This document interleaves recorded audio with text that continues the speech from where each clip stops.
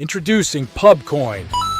PubCoin is the rewards program for pub sports contributors. Regular chat contributors share their play of the day, POD, in the YouTube chat, including the phrase POD in their message. At the end of the week, the amount of units earned are converted into PubCoins. PubCoin can be used as reward points for prizes, shop discounts, and contests.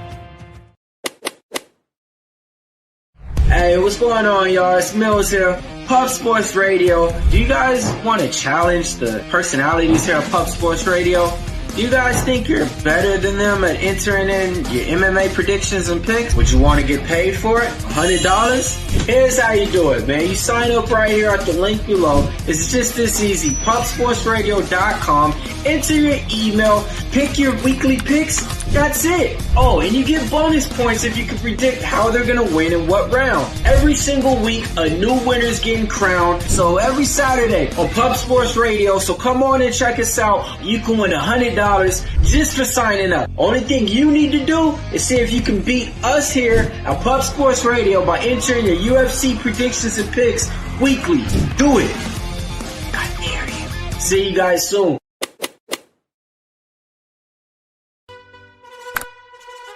Your membership to gold, you will be automatically entered in every horse race, every Wednesday and Friday. It is time to race horses. We are racing camels today. Shout out to the gold members. We're racing in San Antonio immediately here. And we're off. 2 minutes, 74 canals on this racetrack. It's wide.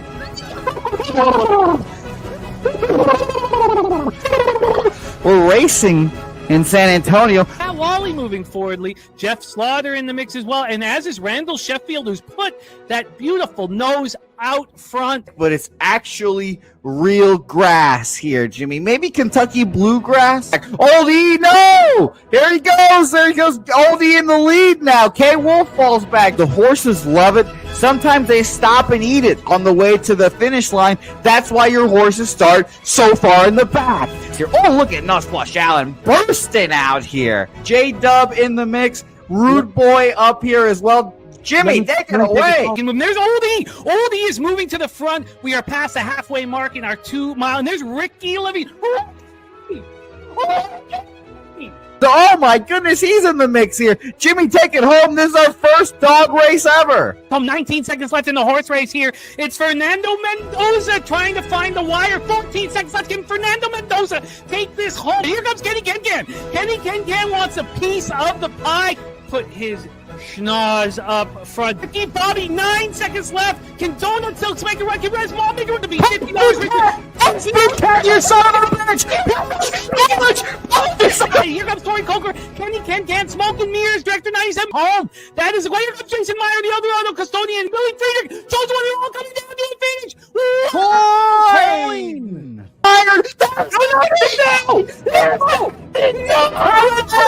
Nowhere! Oh no, Fanatical Jim.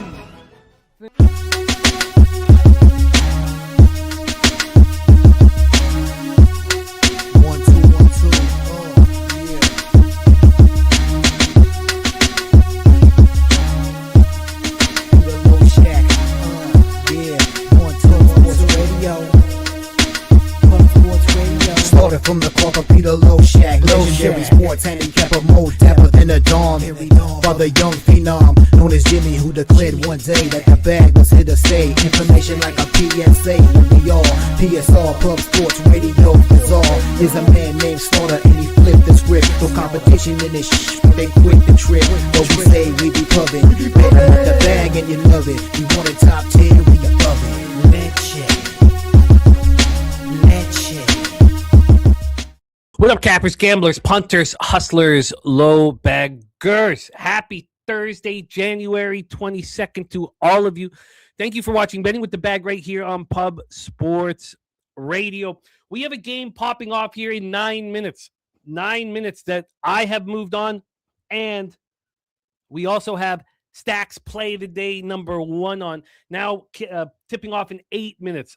There are a few, there's two 12 p.m. games and 2 1 p.m. games. I went through them pretty heavy, and I'm only moving on this one game. So this is the only one we're going to break down fully. So let's get right into it right off the hop. UL Monroe Warhawks at the Marshall Thundering Herd. This is our first spot on the board. Thank you guys for joining us. We're going to get right into it. We also have Stacks Play Today and the Respect Play Today. Wow, both on the UL Monroe Warhawks, 0-7 in the Sun Belt, 3-16 overall. So we got the corner of Respect and Stacks Boulevard, and I have moved on the first half total in this game as well. But let's get started with Respect and Stacks on the Warhawks, Louisiana Monroe. Stacks, stacks, stacks, stacks, stacks, stacks, stacks, stacks, stacks, stacks, stacks, stacks, stacks, stacks. We had UL Monroe opening up at plus 17.5 yesterday, 2:57 p.m. At 6:44 p.m. went to 18.5, back to 18, down to 17, back to 18, which is where it is right now. So we had a half-point move towards Marshall. Now, I spent most of the night and the morning staring at an 18.5, but it did open up at 17.5. When we get to the total for this one here, we have this total sitting at 160. So it's been bouncing around. Interesting. So, wow. So this one opened up at 160.5, and I wanted the first half under right away, and we'll be able to explain why. It dropped down to 158.5 this morning at 9:30. There's been a heavy move to the over in the last 15 minutes. We're all the way up to 161, which would mean the first half will be back to where I got it. I got the 76.5, and now we have 76.5s back right now, or juiced 76s at least. But you could pay for the 76.5. Let me look over here at this book. So we're back at 76. So this is right where I got it. Let's set this one up a little bit more. Also talk about the cash flow here, and then we'll do all the what-ups, and I'll copy and paste the specialty on all of the action from cappers here in the chat. 53% of the tickets and 83% of the cash on UL Monroe Warhawks. 67% of tickets on the under, and 65% of cash on the under. I'm very concerned about this late move. I thought you were on UL Monroe. Oh, no, sorry. That's Stacks. Sorry, we only have... Oh, man, sorry. I thought that Stacks Play Today... God, I was tripping. So what is Stacks Play Today number 1? Because I only see number 2 up there. I got Victor Wembanyama. My bad. Godfather in house. My bad. Sorry, Justin. I guess I'm just tripping. Lack of sleep. College basketball in my head, man. And we have a huge show where we get to hammer college basketball with the help of Morgan Spooner today.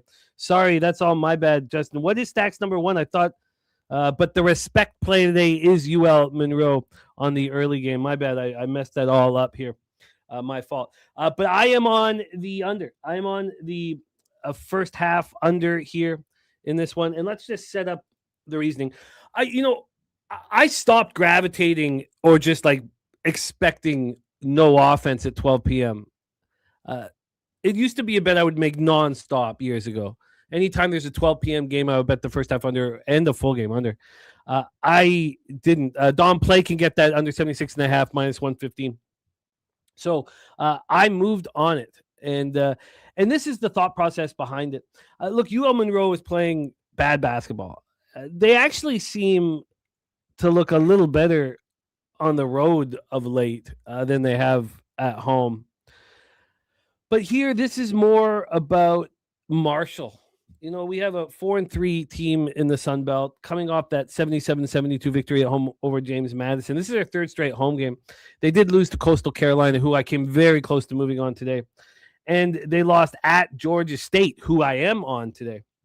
The James Madison game was a rematch. They'd beaten them the first time 66-64. They also beat App State. These are the most important teams in the conference. Obviously, we expect UL Monroe to be something that they look past. I think it's pretty much that clear.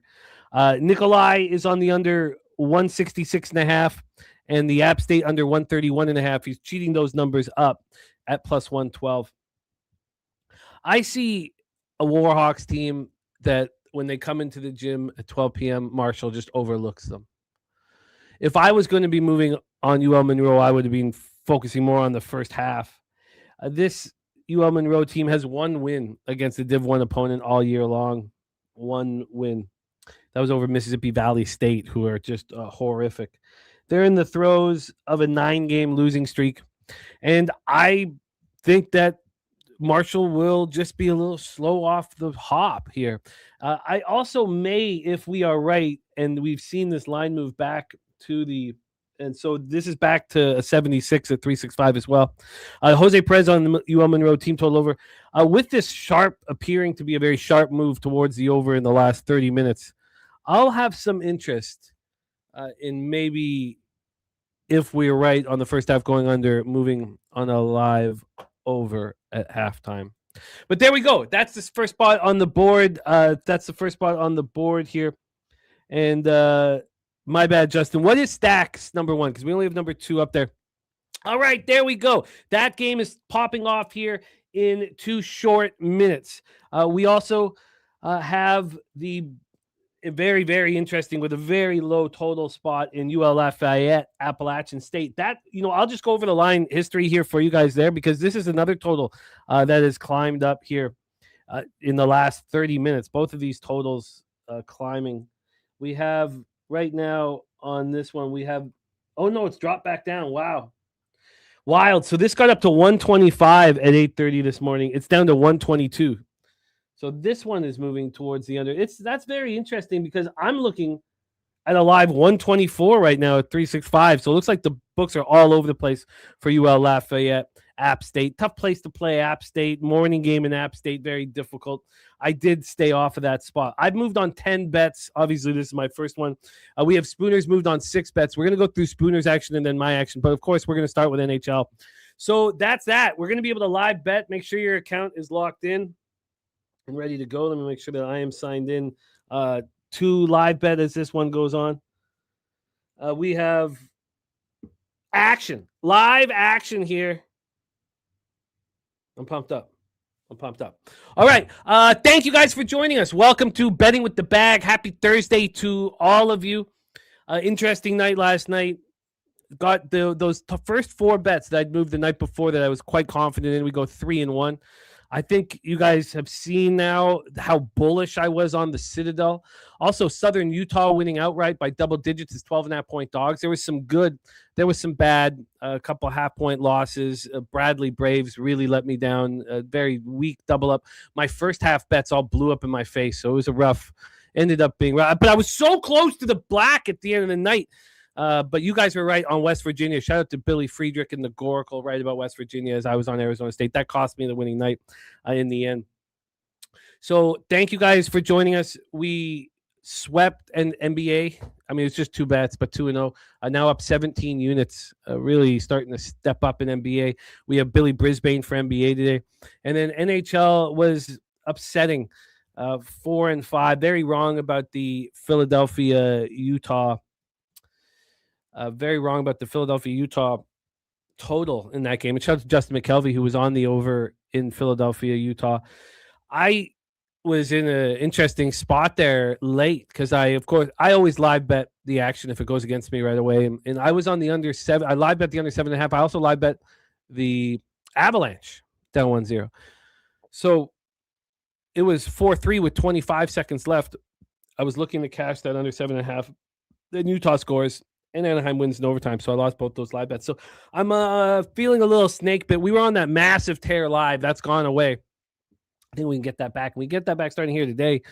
So I'm pumped up about the show. So we have Bobano, Spooner, Brizzy, and then we're going to start with all of the games for our friend Spooner, and then we're going to go into mine. Just to make sure that we cap all of his games, which means here that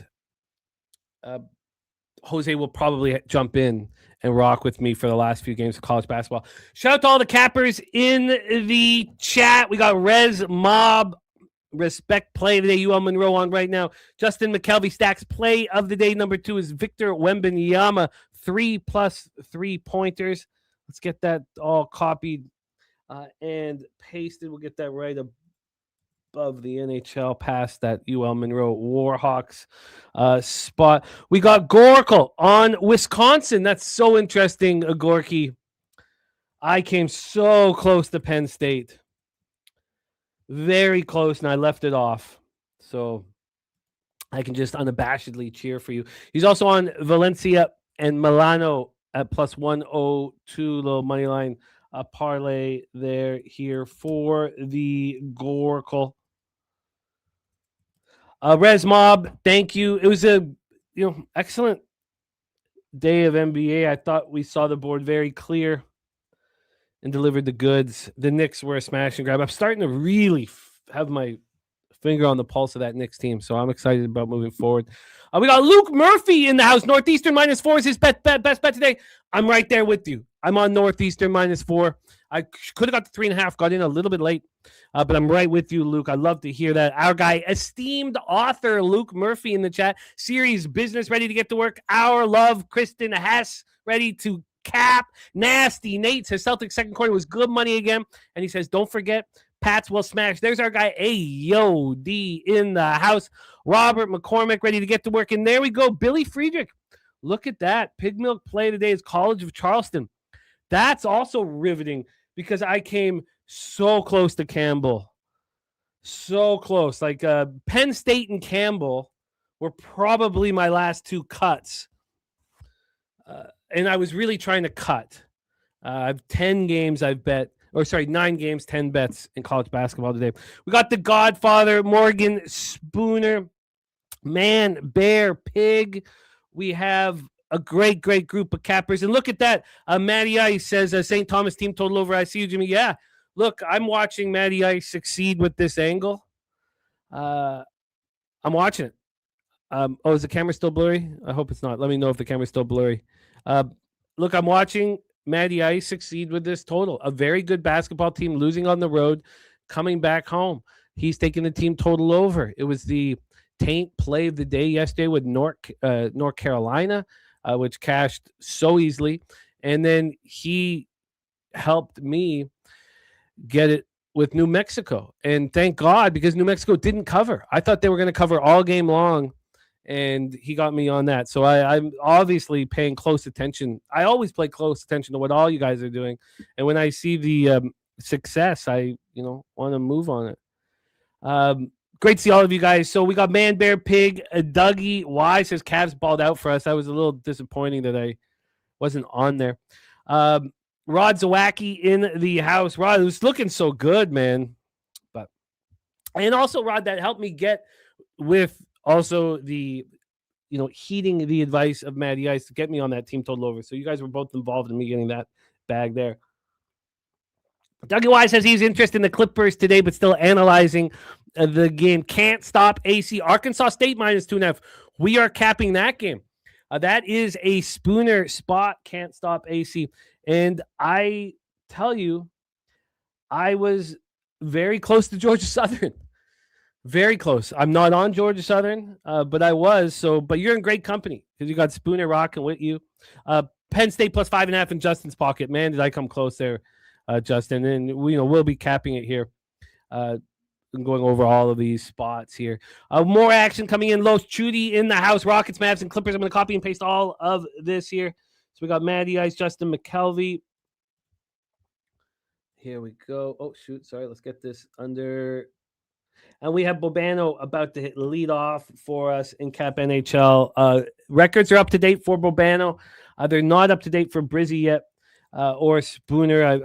It's the hours and hours and hours it's taking me right now to go through all these college basketball games. It's worth it, right? But we got to get this money. Let's see what's happening. We have, very, very high scoring start here. I was looking at UL Lafayette, App State. Look at that. 2-0 through 2.5 minutes. Marshall is up 11-6 here. We are 4 minutes in. See how this is going to bang out here. I need a couple bricks. Jam in the house, Ronnie Lofton. Let's get Los Chudy's action. And Spenny Pennybomb saying precious double-double. He had 2 rebounds taken away into 11 points and 8 rebounds. Too bad, man. But look, the the over with points, rebounds would have cashed as well. Great to see all of you guys here. Thank you guys for joining us. Let's get flank steak in here. It is 76ers money line, Bulls on the spread, Arkansas State spread, Siena spread. I came very close to Siena, Long Beach spread, and on the Edmonton Oilers here. Oilers, big favorites against the Penguins. I can't bet the Oilers right now without Draisaitl. You know I bet the Oilers every possible opportunity here. So great to see all of you guys here. And let's see, we got the Goracle. Yes, the contest will be open up for our confidence pool, Gorky, not too long from now. We got Sham, the dog catcher in the house, fresh off celebrating his 40th birthday. USF money line for Sham. Billy Friedrich stating he will win the confidence pool, which would mean, because we split Survivor, so is he going to be a multiple pool winner here at Pub Sports Radio? Steve G, Texas Sports Slats. He grabbed Sabres last night plus 115. Says, love my Habs, but they can't match Sabres' physicality and on the over 6.5. I'm interested in the Sabres. I very, very interested in fading the Knights tonight with the Bruins. I probably should have moved on that already. We got Robert Cherry. We got an angle there for Wisconsin. Let me get all this, Robert Cherry. Thank you for sharing your action here in the chat. Okay, we are in business. We are in business. All right. Well, as you guys know, we are very family-oriented here in... okay, it's still... God damn, it still is flying. We're very family-oriented here at Pub Sports Radio. So many of us are fathers and have families, and we all know what's going on with everybody's kids. And some exciting news here from the Nut Flush Allen family. Young Skylar, whom we care about so much, has a first boyfriend, and he's a capper. Noah caps, which is good news. He can cap with us. But we also care about Skylar very, very much. Not only are we cappers, but we're some badass hombres in here. So, Noah, you better take good care of Skylar. Ooh, man. It's getting down to California real fast.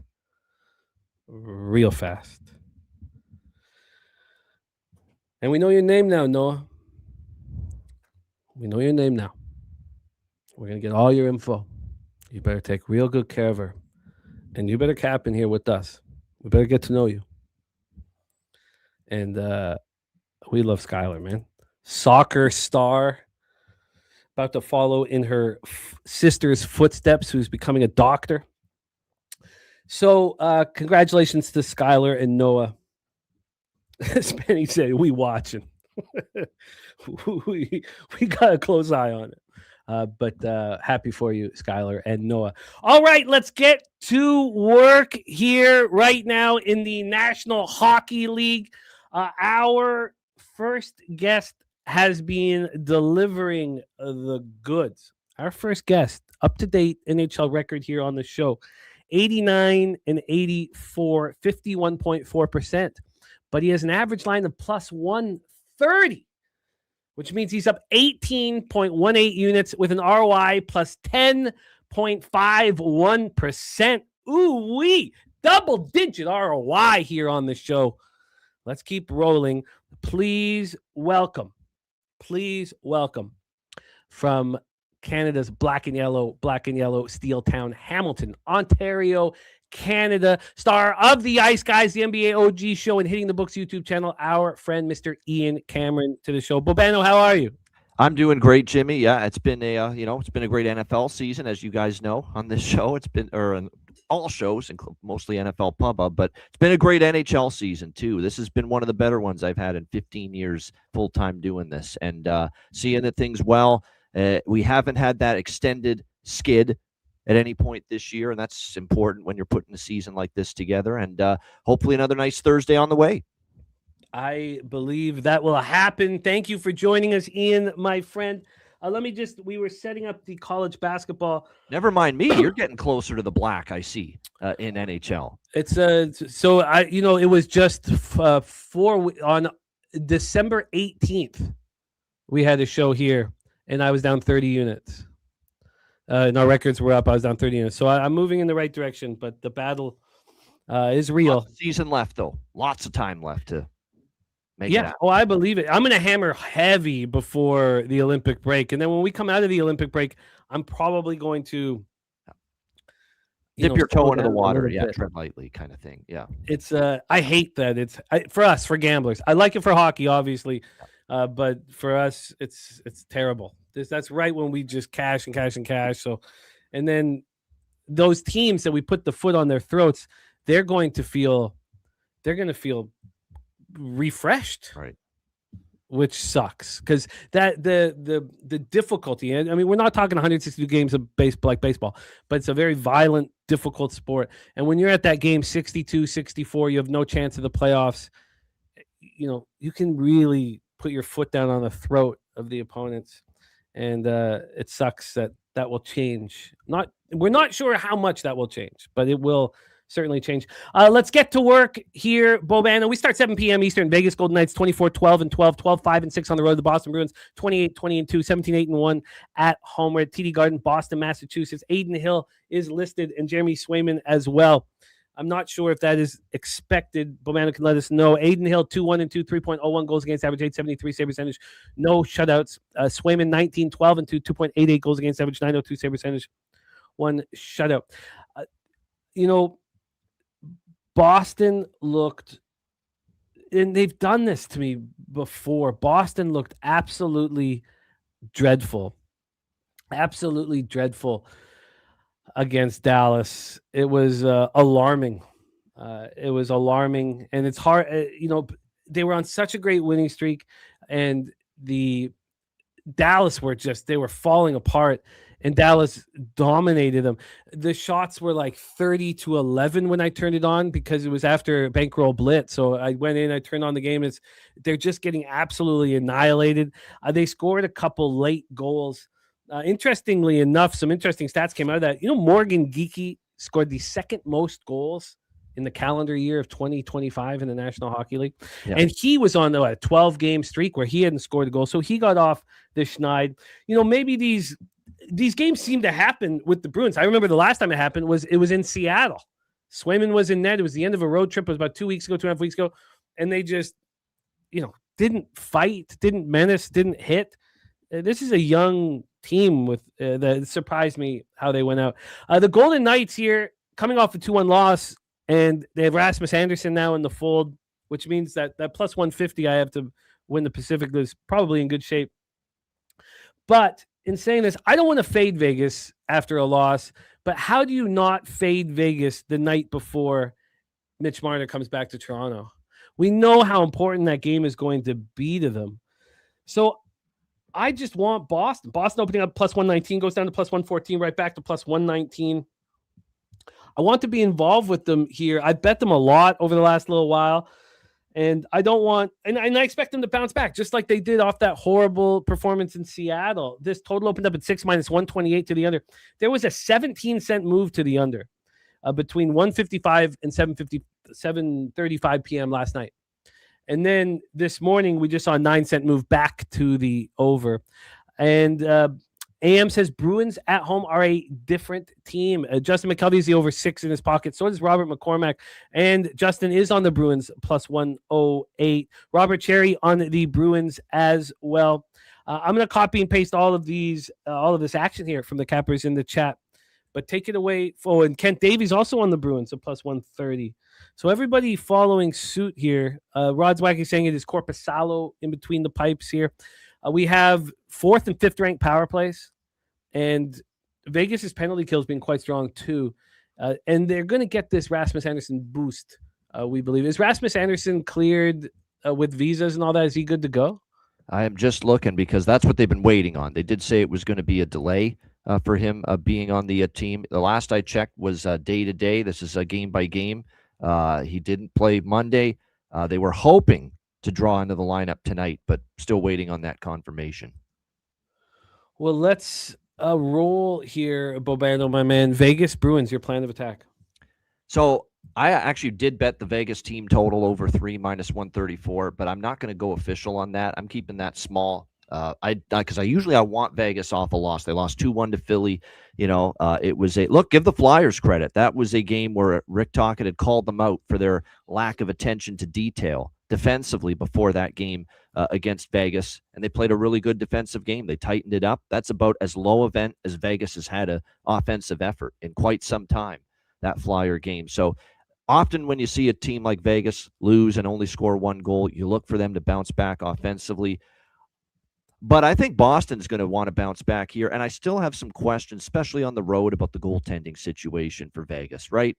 Aiden Hill still looks rusty to me coming back from that injury. Akira Schmid is going to be in net here tonight for the Vegas Golden Knights, and he's been solid, but I think he's actually won 4 straight starts. But like I said, on the road, we'll see if he can keep that going. I'm not the biggest Korpisalo fan, and it is confirmed that Jonas Korpisalo's in net. And more importantly, you like to see performance patterns.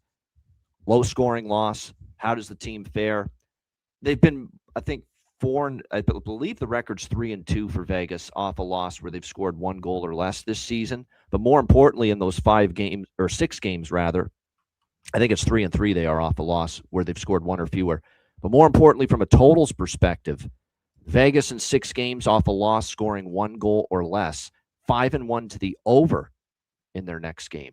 So what does that tell you? When they only score a goal or they get shut out, the focus is offense. The focus is getting our scoring going, maybe playing with a little bit more pace, taking a few more chances offensively. So you put the two together, and the fact 4 straight meetings in this series have gone over the total. 3 straight meetings in Boston at TD Garden have gone over the total, and that puts me on over 6 here, -114. And you are not alone. Justin McKelvey, as well as Robert McCormick, with you here on that over 6. We have Rod Zawacki on Vegas moneyline first period and full game. And then let me get Robert Cherry's action here as well. We are in business. Shout out to Kirsten Hess. Kristen Hess, now a silver member. She was a silver member before, so renewed her silver membership. Great to have you in the Discord with us. Love it. Rodswag says Vegas 3-1 straight up on the road off of 2 days rest. There's Guillermo Zertucci in the house. So we roll on. Bobano here is on the over 6 at -114. Let's roll on. We've already heard that Slatsy's on the Buffalo Sabres. Anytime that Slatsy moves on or fades his Habs, it's generally very appealing spot to join them. I have Jakob Dobas and Alex Lyon in between the pipes. This is from Sam last Montembeault night. for Montreal tonight. Sam Montembeault, and I think it'll be UPL for Buffalo, but it ain't confirmed yet.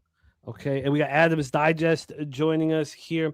So let's roll. Sabres 27-17 and 5, 11-11-2 on the road. Montreal Canadiens 28-15 and 7, 14 and 10 and 1, 14-10 and 1 at home. Being a very strong road team this year. Their penalty killing has struggled. Now ranked 27th in the National Hockey League, 77.4%, which needs to be fixed before the playoffs come. And it's likely to be UPL. I'm seeing likely. Yeah. Monty confirmed in UPL, likely. Thank you. Their OG swag in the house here. So here we go. We know that Montreal's power plays is quite dynamic with Hudson and Caulfield, Suzuki, and others. But this Buffalo penalty kill has been strong all season long, 82.8%. It was at the top, but it's only moved about 2% between first and seventh. It's been very strong. These Sabres are coming off 5-3 win at Nashville. That stopped a mini 2-game losing streak. This is their 3rd game in 4 nights with constant travel, which doesn't appeal to me, really. If they flew out, which I don't think they did. I think they flew out yesterday, but hard not to want to go out in Montreal. Then you have the Habs off back-to-back wins, a much more rested group here. But I can understand the idea Slatsy has, and that's the physicality of the Sabres being a difficult thing for these Habs to deal with. This total is a 6.5. It's -113 to the over. It opened up -115 to the over, so just a very slight, a 2-cent move towards the under. And then on the money line, we have the Buffalo Sabres now at +103. It's a big move. Maybe Montembeault related. This opened up at 115. This got down to -102, but back at +103. Take it away for us here, Bobano, Sabres, Habs.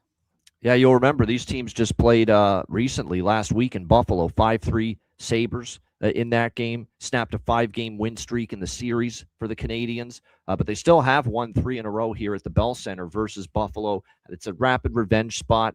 I'm leaning Montreal a little bit here, but there's part of me that still doesn't really want to go against Buffalo with just how consistent they've been. We're talking 16-4 in the last 20 games. I mean, they've been great, but I would only look at the Montreal side. I will look at the over in this. In fact, I'll look at an over first period and full game in this game. Both of these teams are trending to the first period over of late, Sabres and the Canadians. I think that's got a good chance to continue. We saw goals galore early in that last meeting. So over 1.5 first period, Jimmy, is -138. We'll tack that in or put that in, as well as over 6.5 -108 with the over in this game. I think there's goals. It's been a higher scoring series history. Buffalo has been trending that way as well. How about 8-1-1 to the over in their last 10 games entering tonight? Montreal, we see what they're doing lately. The offense is picking up. They've scored 10 in the last 2 games in their wins against Ottawa and Minnesota. Their games are 4 of the last 5 to the over. So I think we see goals in a very entertaining game tonight. And another thing to point out, too, Sam Montembeault, he's been better lately, but I still don't fully trust him. And UPL, home road split that you have to be aware of here. He's been excellent in Buffalo, 8-1-1, 2.38 goals against, 914 save percentage. Ukko-Pekka Luukkonen, though, on the road, 2-6-1, 3.07 goals against, 888 save percentage. Noticeable difference, home versus road performance this season for UPL. Yeah, it's a big market move towards them, which I do find appealing. Spenny, thank you so much for sharing your NBA action. I've got it copied and pasted. Oh, wow. And Kent Davies says, you remember over a month ago, I said I wanted Buffalo futures. You thought I meant the Bills, and you were agreeing with me. Kent Davies talking about the Sabres. I love the Sabres defense. I don't, and that's where you start. I mean, they're sort of if Luukkonen can step up, they can be a team that can menace come playoff time.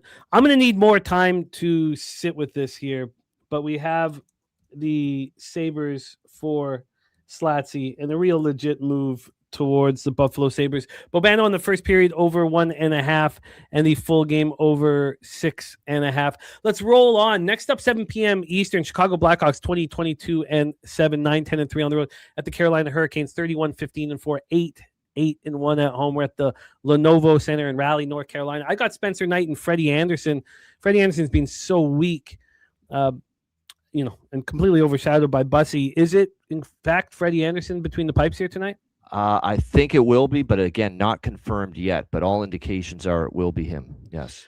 Freddie Anderson right now with the 869 save percentage is pretty weak. Carolina special teams were looking pretty dreadful most of the year. They've moved quite heavily in the right direction. Now they're 12th ranked power play at 21.9%, 16th ranked penalty kill at 79.6%. The Blackhawks power play ranked 13th at 21.6%, and their penalty killing has been so strong all year. Of course, leave it to the Canucks to get rid of Jason Dixon. He's just Dickinson, I should say. He's such a phenomenal penalty killer, winning faceoffs. If any team's struggling with penalty kill like the Habs, why aren't they all over getting Dickinson from the Blackhawks? Chicago's on the first of a back-to-back. They host the Lightning tomorrow, and they're coming off that 2-0 victory to snap that 3-game losing streak. It was the end of a 4-game homestand. Very important victory for them. That was back on Monday, 2-0 over the Jets. The Hurricanes have won 3 straight. They've allowed 3 goals in those 3 games. Seems like a dynamite hockey team right now. Line history-wise, and the East is just weak and wide open.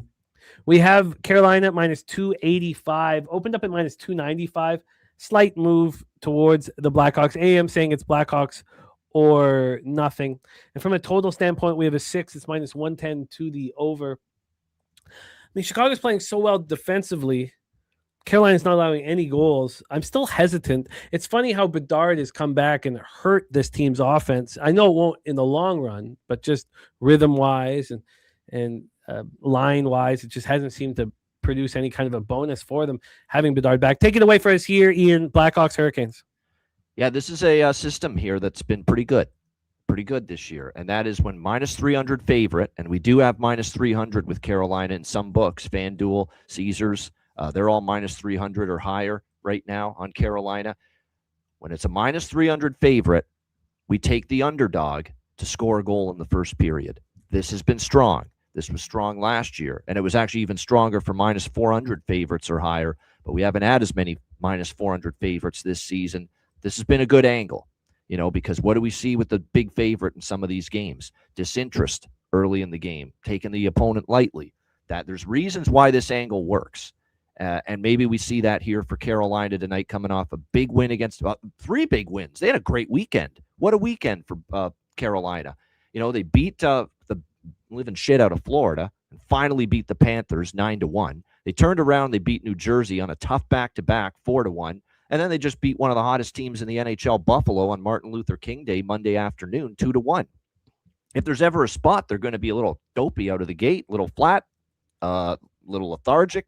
Maybe it's here. And we get the added bonus of Freddie Anderson in net, who is susceptible to give up an early goal in the hockey game.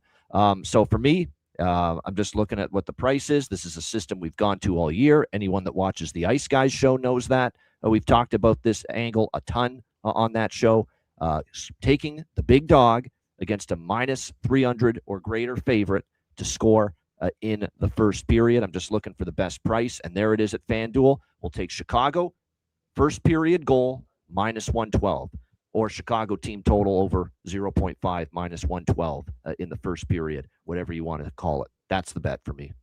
You are in a business, first period goal, not first period, first goal, which we've seen Bobano cash with as well. First period goal. Yeah, just a first period goal. Yeah, a minus 112. And Billy Friedrich saying under. Freddie Anderson was in between the pipes in that Devils game, stopped 29 of 30 shots. Blackhawks are having trouble scoring. Carolina's not allowing anything. Things are back will help. No question about it. They have missed that guy. He was playing well. Actually, he was playing well early. He did kind of cool off after, but they're still better offensively with him in the lineup, no doubt. I have some interest in this under. AM saying Bedard coming back was a negative for a few games as expected when lines get adjusted. Now with a few games post-adjustment should be positive for the Blackhawks. I agree. It'll help them in the long run for sure. And Kent Davis says doesn't like the Hawks early with Frank Nazar returning here. The Blackhawks, I'm really interested. And I don't trust them to win the period because I could see maybe Carolina scoring too in the opening period. And they are great at home. We know that. But I just think they could get one in the first 20. They could pop one. Let's roll on here. Dallas Stars 28-13-9, 15-6-6 on the road. The Columbus Blue Jackets 22-20-7, 11-8-4 at home at Nationwide Arena in Columbus, Ohio. I have Ottinger versus Merzlikins at this point. Let me know if that is the expectation for you guys as well here. I don't know why Merzlikins would be getting more of the run than Jet Greaves at this point. Doesn't make sense. 882 save percentage. I mean, how many chances is this guy going to get? Stars are on the first of a back-to-back. They host the Blues tomorrow. I can't stop thinking about Jason Robertson's goals there in that game against the Bruins. He also, which is something that, you see a lot more in hockey than other sports, but no emotion at all. When he sniped that top corner shot, one of the most beautiful shots I've ever seen, no emotion at all. None. Zero. No smiles. And also his line mates coming in didn't find it humorous or anything at all. It was like Johnny Taves, Captain Serious 2.0. But what a sniper he is. What a sniper. So Dallas power play, second overall, 29.2%. Penalty killing ranked 15th, 79.6%. The Columbus Blue Jackets, 19th ranked power play and 28th ranked penalty killing. I was backing them until they lost, with Bones rolling for them. I have since stopped. By the way, that's going to be an L on Monroe, Marshall, first half under. Very disappointing here. So sorry, Don Play, to lead you down that alley. Unfortunate way to start out the day. But I have a word to sum up betting conference play in college basketball. Dicey. Yeah, That's the it's word. my record. And again, following last year, same sort of trajectory. So the Stars coming off the big 6-2 win, snapped their 3-game losing streak. It wasn't just a 3-game losing streak. And this team was, on a really bad 10-game run. And the Blue Jackets coming off of their first loss at home with the Stars on the first of a back-to-back. I'm very interested in, going back to the Jackets, but I can't do it. They have not been playing good hockey all year long. Is the new coach bump over? We have a 6.5 opening up -115, it's now -118. And then on the money line here, we have the Jackets -106. They opened up at +109. A 15-cent move towards them is very appealing. The market is very appealing, but I don't know if I can move on them at this point. Let's hear from our guy, Bobano. Take it away, Stars Jackets.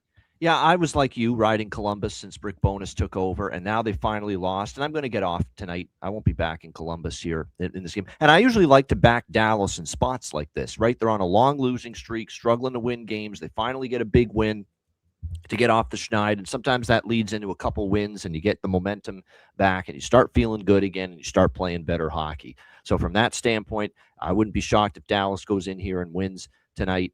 But I'm not going to lay it with them either. And it does look like Casey DeSmith will get the start here tonight for the Dallas Stars in this game. It will be Jack Reeves for Columbus. Not a surprise there because Elvis Merzlikins left the game against Ottawa the other night due to illness. They said he was puking in the dressing room, so obviously wasn't feeling all that well. This is no bet for me. Can't bet every game on the board. I got nothing here. Yeah, I get that. I get that. Same with the total. Rick Bowness wants them to play tighter, lower scoring hockey, lower event hockey. That's what Bowness wants. So, we'll see if they did play an under the other night against Ottawa. It stayed under, and that's what Rick Bowness wants. Everything Rick Bowness has talked about is trying to get this team better is all on the defensive end. Yeah, Slatsy, sorry I led you so poorly to start the day. Man. It looks like that UL Lafayette App State first half under will get there. Let's roll to our next spot on the board. Senators Nashville, 8 p.m. Eastern. Senators 23-19-7, 12-10-3 on the road. Nashville Predators 23-22-4, 13-11-2 at home. We're at Bridgestone Arena in Nashville, Tennessee. And yes, Rantanen at this point sick. We don't know. Brendan saying he's out. I mean, I have him as day-to-day. Let's see if I can get one more update on him here. Yes, he's being ruled out. And they're on the first of a back-to-back, so Brendan nailed that. Confirmed already. Thank you, Brendan. So Rantanen is out, and you have DeSmith in. I mean, the Jackets become more appealing as we move forward. But let's talk Senators, Predators, Bridgestone Arena, Nashville, Tennessee. Look, Reimers look good through 2 games, and I'm not going to sit here and believe that he's going to keep this going. I just don't see it working like that. And look, he's brought some comfort to between the pipes, and I get that how important that is, but I don't think this can continue. Nashville's a very dangerous squad offensively. I talked about Luke Evangelista, nonstop Toronto kid. I took him with my last pick, 14th pick in the draft, and he's been rolling. These are 2 healthy squads right now, 2 healthy squads that can score. I don't know why. Some of the decision-making by Trotzy is just blowing my mind. Saros getting the extension, he did nothing to earn it or deserve it other than just not get hurt. Ottawa power play 23.9%, 7th in the NHL. Their 31st ranked penalty kill hurts them a lot. Nashville 17th ranked power play, 13th ranked penalty kill. Let's get into the line history here for this one. Nashville at +101, opened up -104. So we've had a very short 5-cent move towards the Senators. And then from a total standpoint here, we have a 6 -115 to the over. This opened up -128 to the over. So we have 13 cents of movement towards the under. Jose Perez on first period over 1.5 here in this one. Take it away for us, Bobano, Senators, Predators. I have 4 bets in this game. I think Ottawa could go on a run, and the schedule behooves them of maybe going on a run because they do face some lighter competition, and they're one of these teams where, and I'm not much of an analytic person as far as expected goals and Corsi and possession and those kind of stats. I'm aware of them, but I don't fixate on them, and they're not the focal point of my betting decisions in the NHL. But I will say Ottawa is really high up there in the analytics department, possession and expected goals and all that, but the wins have not followed because of the goaltending problems, and that's what's really hurt them. But they're coming off a 4-1 win against a Columbus team that hadn't lost under Rick Bowness since the coaching change. They beat the Rangers 8-4. They beat Vancouver 2-1. And even in their losses, they lost in overtime to Detroit and Montreal, two very good Atlantic Division teams. So they are that close, Ottawa. If you flip those two overtime decisions to victories, they could be 5-0 and on a 5-game win streak right now. So I think their form is trending up right now, Ottawa, and I have no problem fading Nashville in a price range like this, especially against what I think is a superior team. They lost 5-3 to Buffalo in their last game. I think the price is cheap here with Ottawa. So I will go Ottawa minus 114 in this game, money line. I will also tack on Ottawa team total over 3, which you can get at minus 128 at Bet Rivers, a flat 3. And we have to ride the over bifecta here, especially the first period over. I mean, Ottawa, 11 straight Ottawa games now have gone over the total in the first period. So Ottawa, Nashville, over 1.5, minus 124 first period. And I will also go with full game over 6, minus 112. Over 6, minus 112. First period, over 1.5 at minus. That's 11 straight Sens games, first period over. Wow. Pretty wild. Minus 124 and the over 6, minus 112. I want to fade Reimer here. I'm just not going to believe what I'm seeing. And I'll deal with the consequences that come. This was a team that had won, Predators had won 4-5. They were playing some really good hockey. They beat Colorado in Colorado 7-3. O'Reilly's just rolling right now. They're healthy. And I'm going to bet that Reimer lets down the Senators here. I can't fathom that. We know what happened. Like, look at Johnny Quick when he played 8 games this year. A .935 save percentage. We talked about what was going to happen when he plays every 2 games.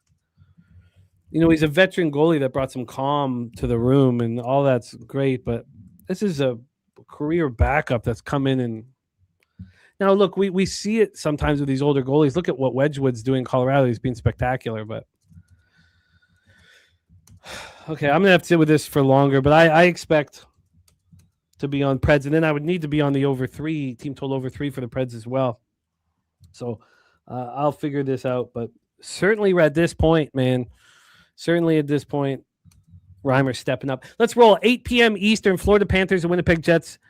I'm going to bet the Winnipeg Jets every game, as I have since they snapped that 11-game losing streak. This line didn't make sense to me. Generally speaking, that would make me uncomfortable, but not really in hockey. So this line was moving against me. I didn't care. I really felt maybe I should have sat back and said, well, this line doesn't make sense. Should the Jets be a dog at home? I know they're just 12-9-4 at home, but the Panthers are 11-10-0 on the road. This litany of injuries has just never ending. We see this in football. We see this in other sports. We always see this in hockey where teams don't get healthier. You don't get healthier, really. Now, it doesn't. But when you have 5-6 injuries, you just generally are dealing with injuries all year long. Seth Jones still out till February 26th. Brad Marchand will be back on the 24th. And, of course, Kulikov, Barkov, Nosek, Gadjevich. Now, Kachuk is back, which is a very, very big deal. 40 kid in the house. Slatsy says last 5 games between Jets and Panthers in Winnipeg have all gone over 5.5, 9, 10, 7, and 8, and 6 here. OG Swag's on Winnipeg money line. And so am I. Let's take a look at this line history here and set this up for these Jets. But first off, line history, we have a 6. It's minus 116 to the under. Open up minus 106 to the under. So we had 10 cents of movement towards the under. And then on the money line, we have the Jets. Now, minus 110. Well, that's nice to see. Got up to minus 112. I got minus 105. It did get down to minus 104, 3 in the morning. And I wasn't sure where this line would go. I like to see where it is at. They're starting to play much stronger defensively. Hellebuck is starting to play better. We've been waiting for it all year. Guy's sitting with a 902 save percentage. Speaking of weak-ass save percentages, look no further than Bobrovsky. Now, the defense has taken a hit this year with injuries. Now Seth Jones out, but 874 save percentage. And the Winnipeg special teams are starting to improve slightly. Panthers are coming off of a loss. The Jets beat the Blues 3-1 to snap their short little 2-game losing streak. But I took the Jets minus 105. It was a bet I knew I was making. Take it away for us, Bobano, Panthers, Jets. All right. So this is interesting. I'm with a lot of the, clan in the chat, the group in the chat with the over. I agree with that, especially when you look at the series history between these two teams, Panthers and Jets in Winnipeg, one over after another, and it's only 5.5. And I've gotten off the Jets. I was riding the Jets overs during that run where they had like 7, 8, 9 straight games, 6+ goals. I got off it for a couple games, and I know their last game against St. Louis was an under. They've had a couple unders lately. I think this one gets back to over, especially when you look at that Panther Jets history in Winnipeg. So over 5.5 here, -1. Let me see what the best price is. -130 with that, with the over 5.5. I'm on the other side, though. I'm going to take Florida. This, to me, is a backs against the wall spot here for the Panthers. Like, you're off a disappointing loss against San Jose. You got your ass handed to you by Carolina last Friday. You did beat Washington on Saturday, although Washington's not playing well. What the hell was that last night? Losing to the lowly Vancouver Canucks and being the opponent that the Canucks snapped their ugly 11-game losing streak against. So Washington's not playing well. So maybe that Florida win's not a big deal against Washington. But this is backs against the wall time for the Panthers. I don't know. Maybe they just don't have it in them to crank the engine here and go on a run and make the playoffs because there's work to do. There's several points out, a lot of teams to leapfrog if they're going to make the playoffs. But it has to start here. You're going on the road. You're starting a road trip. You haven't played since Monday and that crazy game where Bobrovsky and Ned dropped the gloves against San Jose. You've had 2 days off. You're starting a road trip. And here's Winnipeg, 3rd game in 4 nights. You've got such a significant rest advantage here over the Jets in this game. This is it. I mean, this is supposed to be an A+ effort spot for the Florida Panthers tonight. This is supposed to be where we see it. Maybe they're not capable of it, but I will take my chances betting that we do see one. So Florida for me, Jimmy, minus 103 or minus 102, I should say. Pinnacle, nice price on the Panthers there. Bobano on the Panthers minus 103. And I'm going to ride the Jets as well here. I'm going to be riding them as well. Oh, yeah, minus 102. Not a big deal, but just, yeah. Oh, minus 102. Cool. Thank you. I'm going to attempt here to get half of my bet back. I'm taking a live halftime under 189.5 in Marshall UL Monroe. That's under 189.5 live at minus 115. All right, let's roll on here. We have Bobano on the Panthers minus 102 here. And Steve G says, without your captain, this is what happens. Like Landeskog, you don't win without your captain. Interesting. I mean, by the way, is there anybody in the National Hockey League playing better than Brock Nelson? Yeah, he's playing great right now for Colorado, no doubt. There's a lot of people playing great. Look at we'll get to Minnesota. Where did this come from Tarasenko all of a sudden the last few games? Finally. Yeah. With 3 years we've been waiting to see his hands again. But Nelson, the way he's playing, yeah, I'm just awestruck. Every single defensive accountable. I'm so mad I didn't bet Anaheim though last night. I felt that spot could be a winnable spot for them. I felt it in my bones and I didn't bet it. Oh, Dostal was spectacular. I just bet under 199 at 189.5, Nasty Nate, but yeah. I did lead you poorly that first round. I'm putting half on it to get it back here. I'm just completely blown away though by him. That pass was Gretzky-like. It was an amazing pass there on the tying goal last night. Oh yeah, but big he's time. Making all the right decisions defensively. He is. It's been a great get. Oh, Phenomenal honestly, trade. He's playing better now than he was at the tail end of his Islander run, easily. He's playing better than I've ever seen him play, and I've watched him closely. He is so good. I didn't know he was capable of a pass like that. Holy mackerel, goodness. I questioned whether he should be on Team USA. Right. I'm not anymore. You can't now. Let's roll. 9 p.m. Eastern, next spot on the board. Pittsburgh Penguins, Edmonton Oilers. These Penguins 23-14-11, 12-7-4 on the road. At the Edmonton Oilers, 25-18-8, 12-7-4 at home at Rogers Place in Edmonton, Alberta. Stewart, Skinner, Tristan, Yari. Skinner 16-12-4, 2.71 goals against average, 893 save percentage, 2 shutouts. Yari 13-4-2, 2.61 goals against average, 908 save percentage, 2 shutouts. But it won't be Skinner. I don't know why I have Skinner there because we know he played last night. It looks like, yeah. Yeah, so it won't be Sorry Skinner. for the Oilers, yeah. And Skinner looked great last night. Skinner's playing so well. I mean, I love to see it. I've always cheered for him. Pittsburgh power play, 3rd in the National Hockey League. So I told you guys, I was on the first period under and the full game under last night. Now, I screwed it up by also being on the Flames. So it wasn't as profitable as it could be. But I told you guys, you take Carlson off the power play, it's going to start dropping. Now you take Letang off the power play. Look, Malkin is playing really well and really confident right now. And they're getting a lot out of their forwards. The Chinnikov, I've always been high on Chinnikov's talent. That was a snipe job last night. But these power plays, you take Draisaitl off the Oilers power play, then you take Carlson and Letang off the Penguins power play, and it's massive, massive difference. This money line for the Oilers opened up at -180. It's now -160. I won't bet them without Draisaitl. I'm enamored with that man's skill and talent and size. We have over 6.5 plus 104. Now over 6.5 -115. A 19-cent move towards the over. There's still a ton of talent on the ice. Now, OG Swag saying Shelovs ain't good. Shelovs is a good backup and a character guy and a guy players believe in. So I want the under. Look, I'm not going to probably get in the way of this market move. I'm interested in doing so because these power plays that are so spectacular are not only going to be negated from Pittsburgh's 5th-ranked penalty kill in Edmonton all of a sudden this year having a great penalty kill, 11th overall, but also the injuries. So I would like to move on the under. I don't know if I have the balls to do so. Take it away for us, Bobano, Pens Oilers. Well, I'm about to throw some stats at you that may have you, thinking, I don't know about reconsidering the under, but it's definitely worth mentioning. Because we talked about Vegas, right? How they're trending over after scoring 1 goal or less in their previous game, and it's pretty strong. Here's Edmonton this season when they've scored 1 goal or less in their previous game. They lost 9-1 to Colorado. The next game they won 5-4, and it flew over the total. They scored 5 goals. It flew over the total. They lost 5-1 at Buffalo, and the next game was 7-4.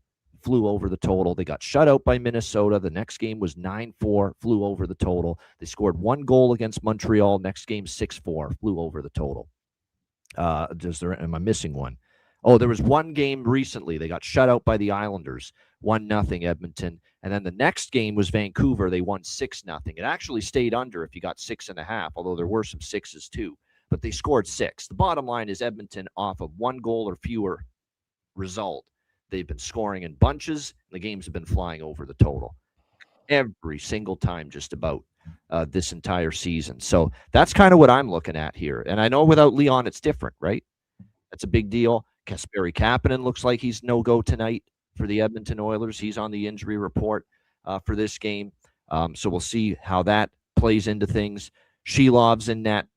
Pittsburgh on a back-to-back, too. Isn't this their 3rd game in 4 nights as well? Because they won in Calgary last night. They were in Seattle on Monday. 3rd game in 4 nights. Shelov's in net. I'm looking at the past games in Edmonton, and Edmonton has scored at least 4 goals. I'm going to be on the full game over, too, but I'm not doubling up in this game. I'm just going to target the Edmonton side of this and bet the Edmonton team total here. So give me Edmonton team total over 3.5, -112. But again, off a 1 goal or fewer result this year, Edmonton It's insane how strong they've been, scoring at least 4 goals in the next game, and how strong it's been with the games trending over. Edmonton's been so interesting through this last 4 games. They've allowed 3 goals. 3 goals. Yeah. And the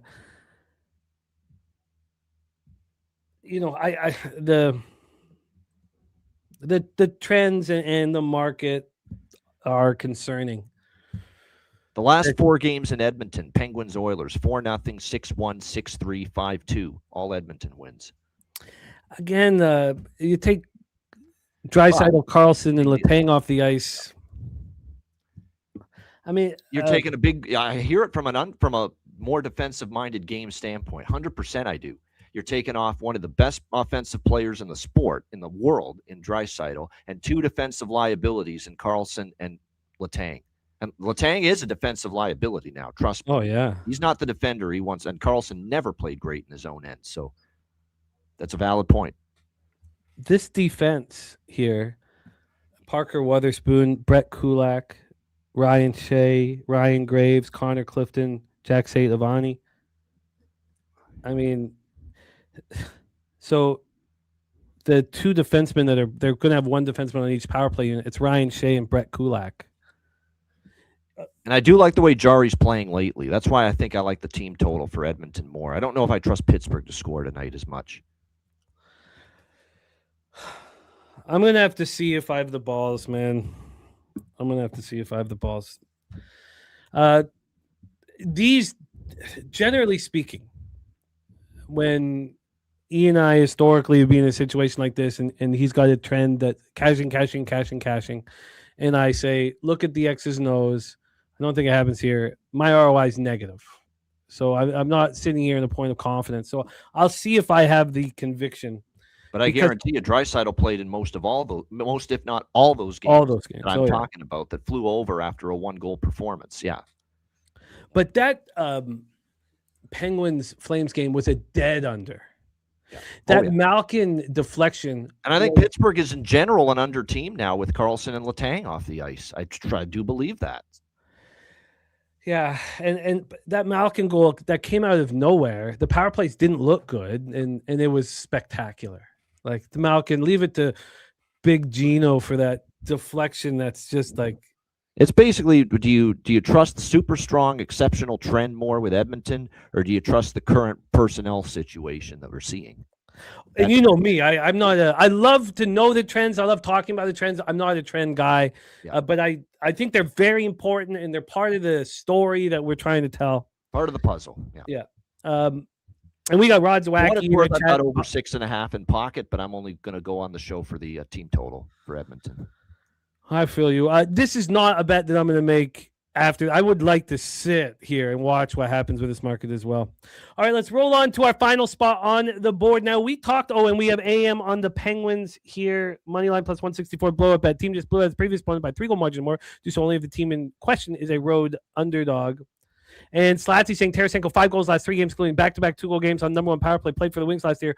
Over a half goal at plus 270. It's funny. I mean, I shouldn't compare myself to Tarasenko or anything like that, but I remember one provincials. I couldn't score 2.5 weeks. I couldn't score. The first game of provincials, I do nothing at all. Nothing at all. I'm just a waste of space. I'm worried I'm going to get benched in game 2. I get a breakaway pass with like 40 seconds left. Meaningless. We're up 6-3. And I snipe it top corner, and then I go on a tear. Sometimes you just need to be like, I can do this. I can score. I got this. And finally, Tarasenko is showing what he used to show 3 years ago, and what we've seen from him before, but we haven't seen in a while. In fact, I didn't think Minnesota should have bothered picking him up in the first place, but he is rolling. I've got Talbot and Jesper Wallstedt listed. We have Robert Cherry going back to the Detroit Red Wings here. And then we had a message in the chat. They were saying that everybody's on Minnesota in the chat. And look, I'm on Minnesota. Minnesota is a team that I want to continue to bet as much as possible. Although after that first bump with Quinn Hughes, they certainly stopped delivering. And now, Brodeen out, Boldy out, Joel Eriksson Ek out, Zach Bogosian out. I mean, I'm not Brodeen. Yep, Brodeen out too. Brodeen. I'm not running to back them anymore. I don't want to back the Wild, but I'm still trending towards betting them. Look, the Wings are rolling, and their 6th ranked power play is going up against a 77.2% penalty kill. The Minnesota has a strong power play, and both penalty kills are weak here. Let's set this one up. We just watched Detroit get us paid last night. Very fortunate. Nuke Worker and I and others on Detroit, Robert Cherry. This total opened up at 6.5, juice to the under. It's now a 6, juice to the over. It's not much of a difference. It's basically where it opened. And then on the money line here, we have Minnesota minus 135. They open up minus 155. So a massive move towards the Red Wings, who are playing good hockey. Take it away, and just my 2 cents, play of the day is the Detroit Red Wings. I agree. Like Kent Davies seeing too many guys out for the Wild. Detroit was fortunate to win that game last night. And, if Easton Cowan hadn't have fallen, who knows what would have happened in that game. And I just think it's tough to beat the Leafs in overtime and sweep them and then go into Minnesota. Despite the injuries, this is a deep, talented hockey team. Now, some questions down the middle. Take it away, Bobano. Our final spot on the board, Red Wings, Wild. Yeah, the gift that keeps on giving for me has been since Quinn Hughes arrived on the scene in Minneapolis, St. Paul, Minnesota Wild overs. Unbelievable. 12-1 in the last 13 games over for Minnesota games. How about 15-4 to the over since Quinn Hughes got there? Just a ridiculous overrun for this Minnesota Wild team. Been on it a bunch. We're on it again. I think, too, for Detroit, after a tight, intense, low-scoring battle last night in a big division game against Toronto. Great goaltending from Joe Woll and John Gibson in that game. Now things open up a little bit tonight. I think we see a little drop in defensive intensity here tonight from the Red Wings on a back-to-back against Minnesota. And I think the Wild can do damage. Wild power play has still been clicking, and it's thanks to you-know-who, the Tarasenko show. Vladimir Tarasenko just all of a sudden red hot for this Wild team. So I do think we will see goals here in this game. I will go both over first period and full game here. Over 1.5 minus 128 with the first period over, and over 6 minus 104 for the full game over. And a couple more that I'm also gonna. We haven't had a draw yet. This smells like a good draw spot, in my opinion, or a very good potential for a draw.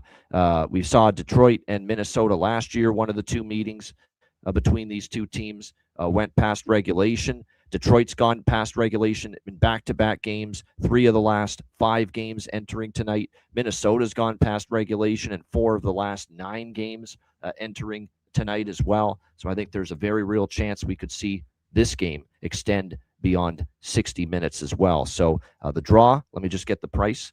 It is plus 325 with the draw. And I'm going to add one player prop. I have to bet this, I think, because he's been so good. You know who, he's been red hot, scored in multiple games in a row. Vladimir Tarasenko, a very rare goal prop for me to make official on the show. Vladimir Tarasenko, goal plus 270. Plus 270. Did you say you got the over 6 at minus 104? 104, yes. Jesus. That is...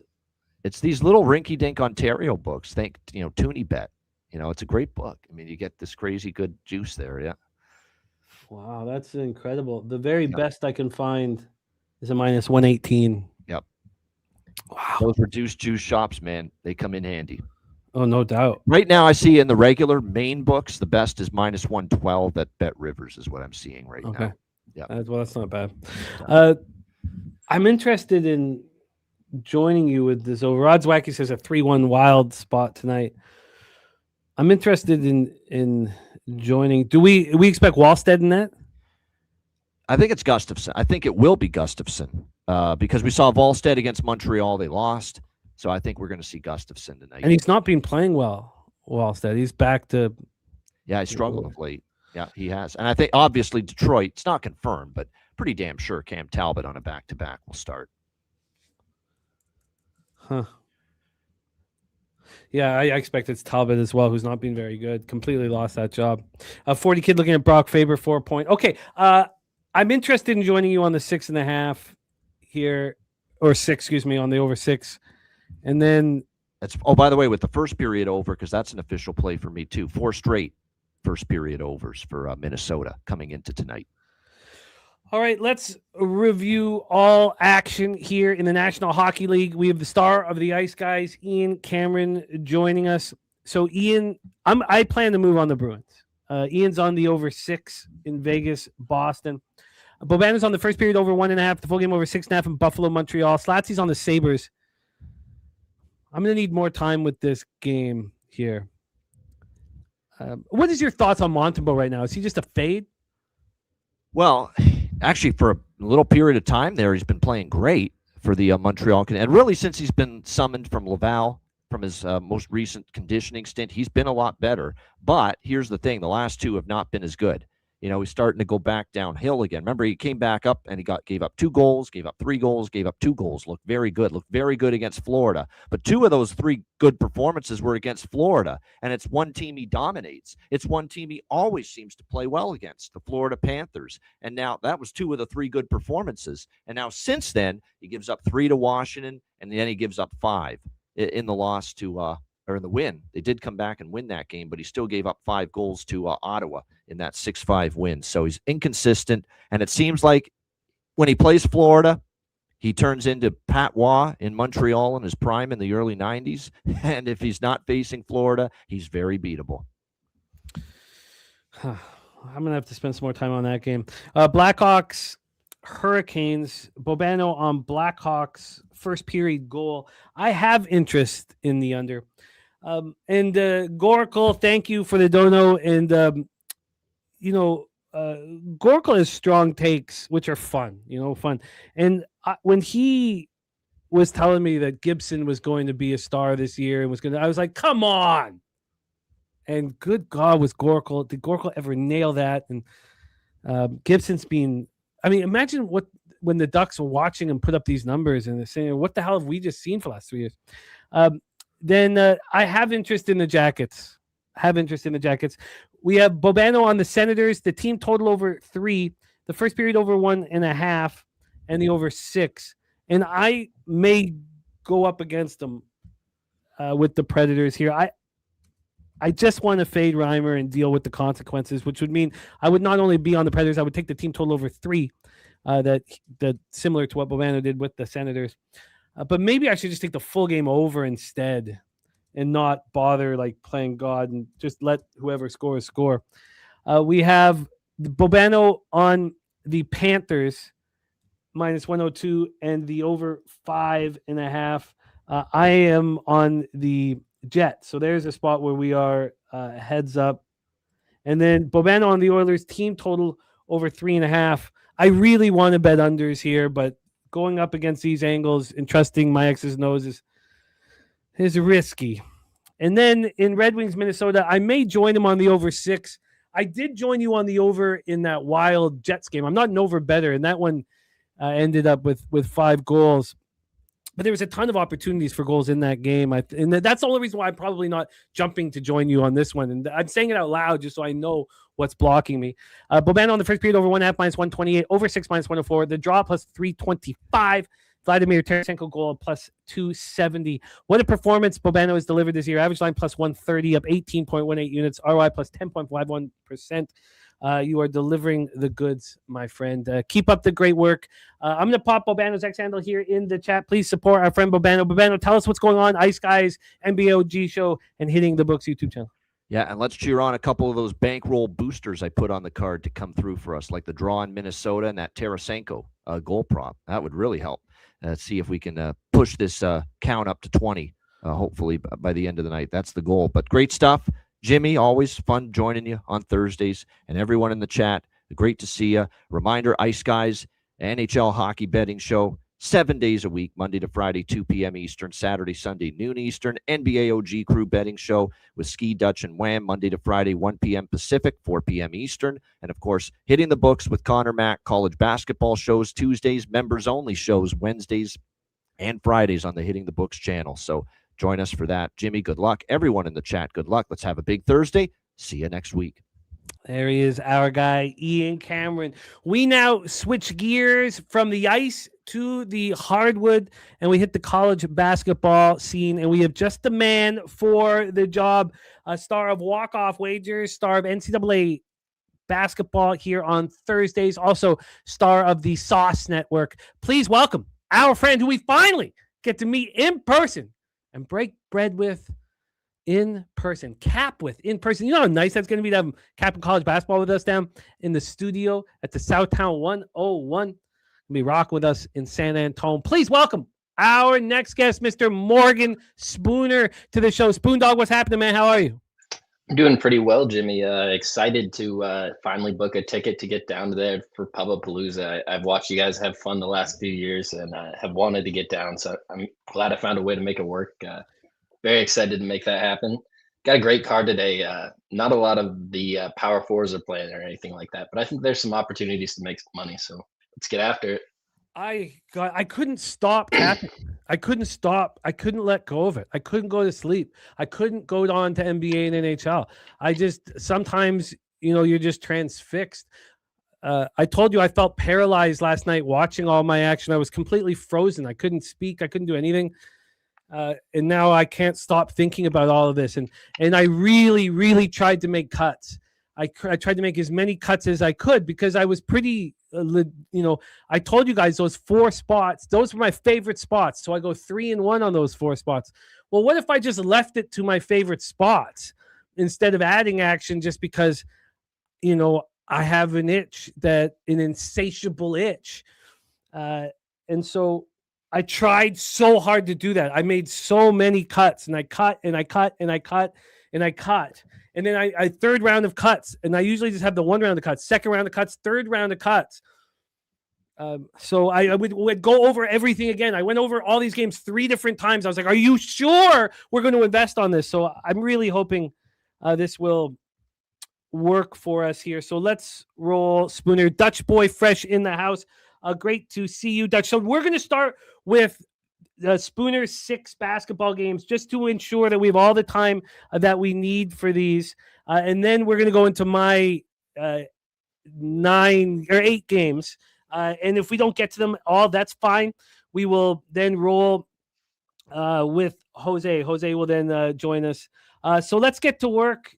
Morgan, your first spot has worked out very well for you. Nice win on the line move. NJIT Highlanders 9-11, 4-1 in the American East at the UMBC Retrievers 10-7, 3-1 in the American East. We're in Baltimore, Maryland. Shout out to our guy Vom Polo, Charm City here.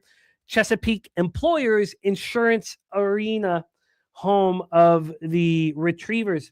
Retrievers coming off a win, and a nice win. I know Binghamton's not a good basketball team, but we've seen Binghamton play some good games. Both teams have gone to Binghamton and beat them. UMBC was winning and winning and winning. They lost 79-74 in overtime to Bryant. So I think it is a fair thing to say, well, who have they been beating?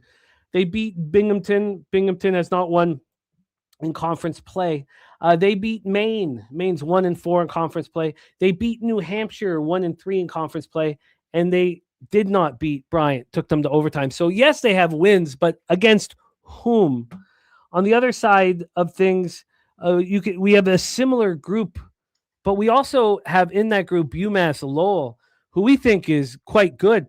NJIT held UMass Lowell to 17 first half points at UMass Lowell at Kennedy Family Athletic Complex.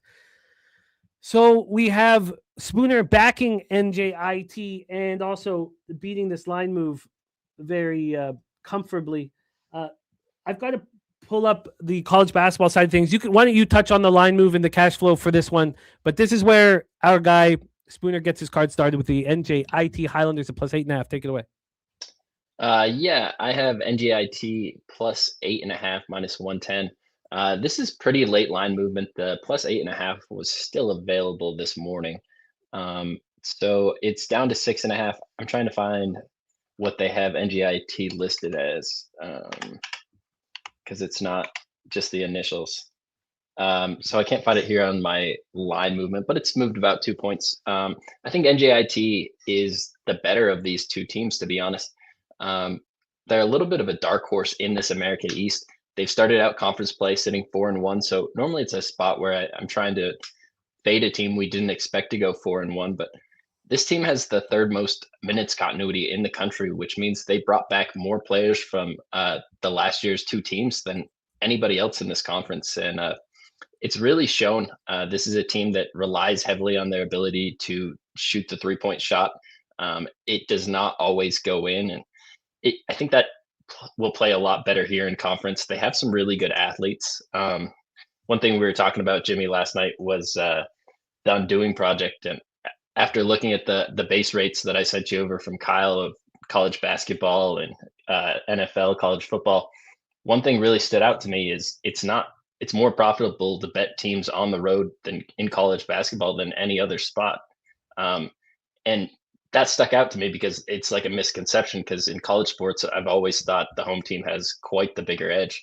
But if you look at the last 15 years worth of data, you have a better ROI betting similar teams in the road situation. And just this UMBC team was one of the first things that was going to make my card at 8.5. I honestly thought they were live on the money line. So I was just digging in injury situation wise, trying to figure out if somebody was missing, but I think it's just a little bit mispriced. I think 6.5 is more accurate. NGIT will be in this. I almost played the first half money line, but I left it alone. Do you think the answer to that query, and I know we don't want to we want to hear all about the action, but do you think the answer to that query is that there's 361 teams in college basketball and 230 of them play in front of half crowds or less half of the season? Yeah, I've watched UMBC games before. This is not going to be a packed arena. I think there is a huge disparity difference. Like when you think about that, there's certain home court advantages like Mackey and. Oh, we just lost your audio, Spooner. No worries. Maddie, I was thinking that is the case here. Let me just touch on this line move. Oh, so it has moved back. Interesting. Okay. So we have this line opening up at -8.5, 7:26 p.m. As Spooner was saying, it was a late move. 9:14 a.m. we saw the 6.5. Then we have a flat 6. At that point, we've moved back towards UMBC ever so slightly. Let's hear you, Spooner. Can you hear me now? Yeah, you're back in business. You were saying Mackey, and then we lost you.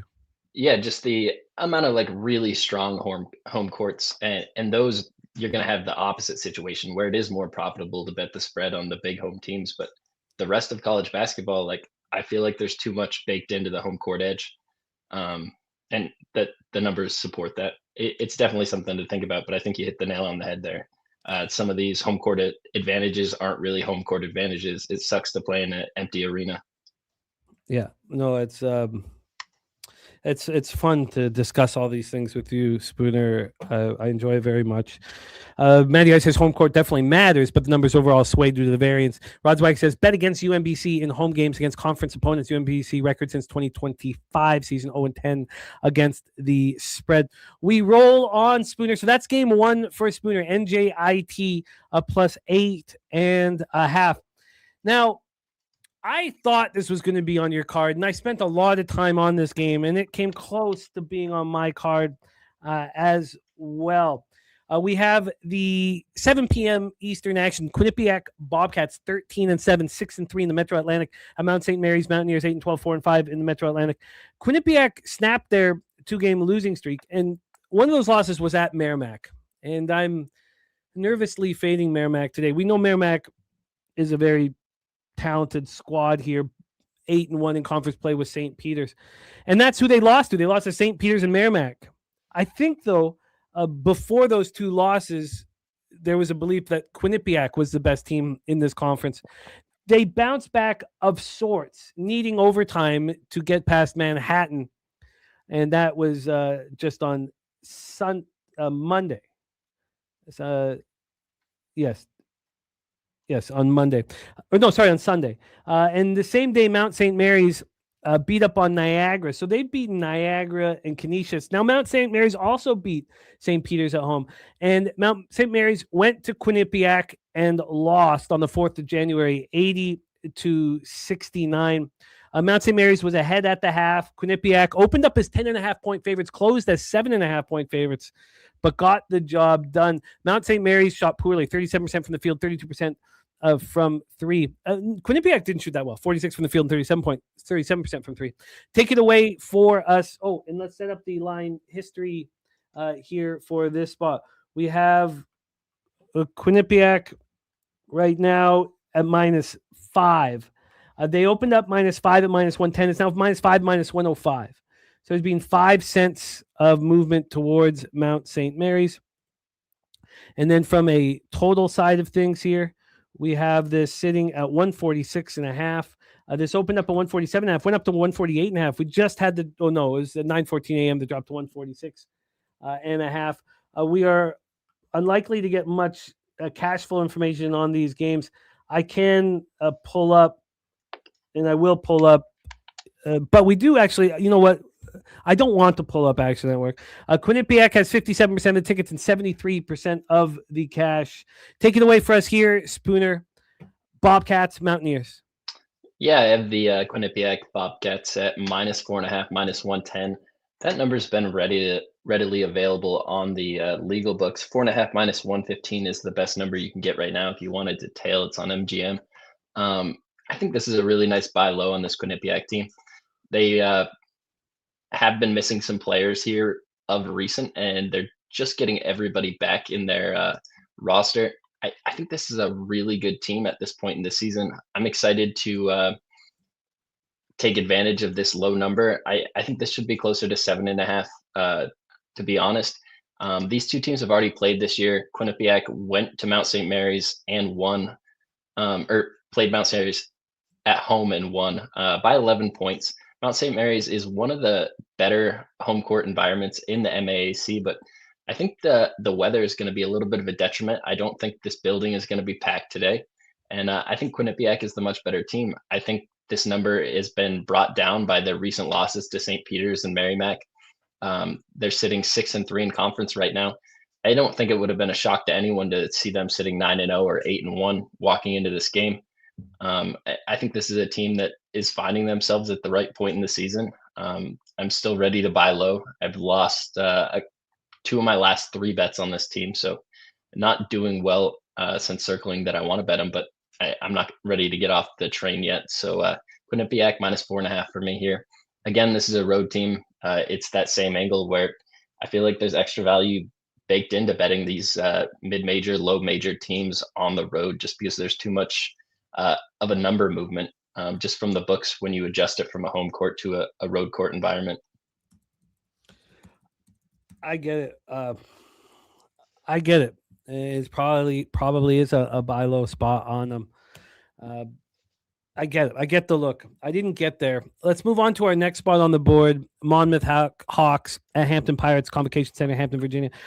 So a lot of you guys know Spooner and I are now, after Temple cashing yesterday, 9-1 when we have the same action when we come to the table. And it was on almost Monmouth was almost our only spot here. And then I went back and looked at it again, and I came so close. And at that point when I was like, oh, should I add it? Should I not? I was like, you know what? Let's just hear the breakdown from Spooner and then decide if we want to add it. So let's roll. Let's roll with this next spot on the board, which I've spent so much time on here. That home loss to Drexel was just in my head. Monmouth bounced back. And look at these last 2 road games by Monmouth. Very impressive. They take out Towson 62-48, and they lose to Hofstra 67-64 in overtime. Hofstra sitting tied for second with Elon in the conference at 4-2. I was impressed. I'm impressed. They also beat William and Mary at home by 11. William and Mary just below Hofstra, Elon, and Charleston. I almost moved on William and Mary today. So you have Hampton coming off 3 losses on the road. The loss to UNC Wilmington, undefeated in conference play, I almost faded them today. was pretty interesting. 49-45 at UNC Wilmington. They followed that up by losing by 14 at Campbell. Then they lose by 4 to Charleston. They bounce back by beating the worst team in the conference. You know, saying this out loud, I maybe this will be a chance for us to go 10-1, but I would like to hear your breakdown before moves are made. So let's get into the line history here for this spot. We have, first off, a total at 135, opened up at 132. That's a 3-point move towards the over, a low total climbing. From a point spread standpoint here, we have Monmouth +1. They opened up at +1. They did move to a pick'em last night at 8:39 p.m. 12 hours later, moves to +1. I think I probably should have moved on it. I can't wait. Oh, and it is, public, but at this point, 84% of the tickets, 87% of cash. How much money are we speaking? Very little. I mean, it's not like the books are going to be, well, I shouldn't speak for them. So take it away. Oh, and Stacks play date number 2 is William & Mary. Okay, thank you, Justin. That may help because Justin's also on Penn State, which I came so close to. Take it away for us here, Spoondog. Hawks, Pirates. Yeah, Monmouth, Hampton. Just broken record here with this same angle.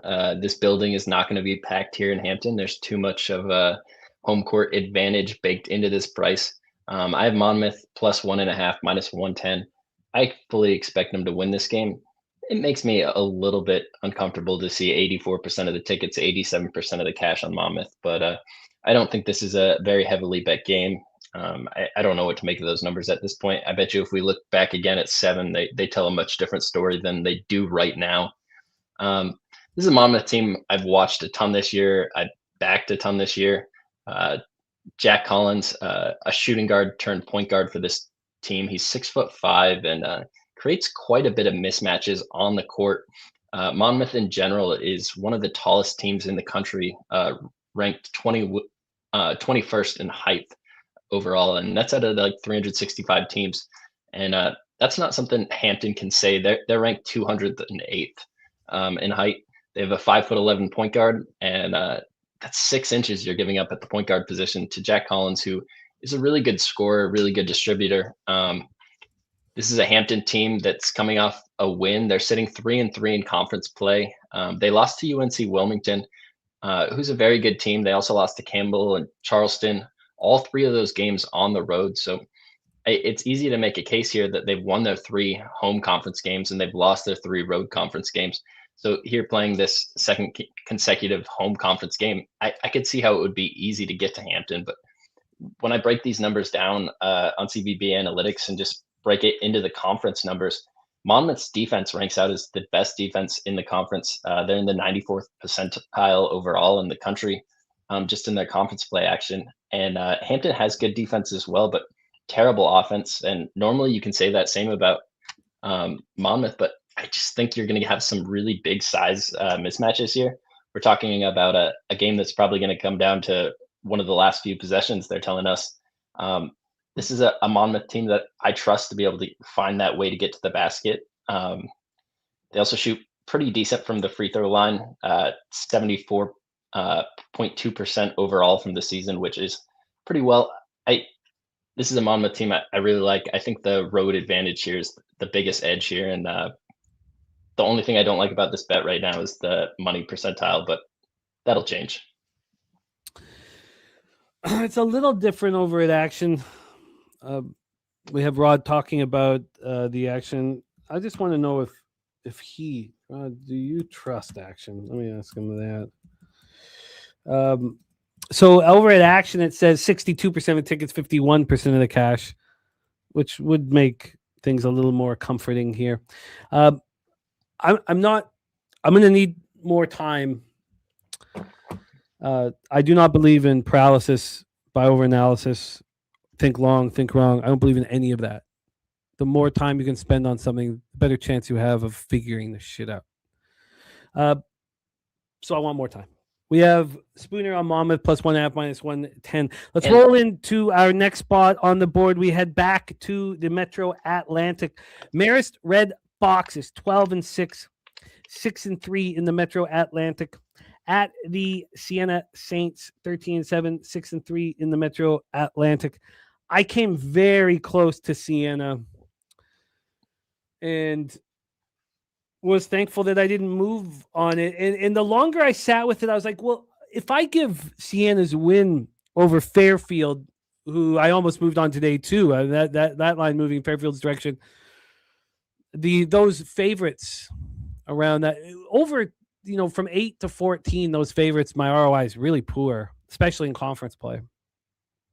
But when I was overvaluing the Fairfield spot, because look what Marist did to Fairfield. Marist did that 5 days ago on Saturday, beat them badly, 82-67. And then, Marist gets that slap in the face.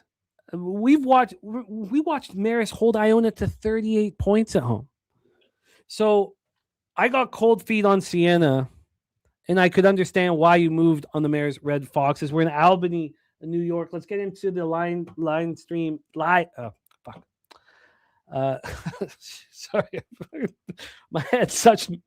I can't think about anything else right now than capping. Nobody can talk to me about anything else in life. I couldn't give a fuck. The Siena opens up as a pick'em. They quickly go to -2 at midnight last night. It's come back a half point. So we have Siena -1.5 and -110. Let's get over to the total for this one. From a total standpoint, we have.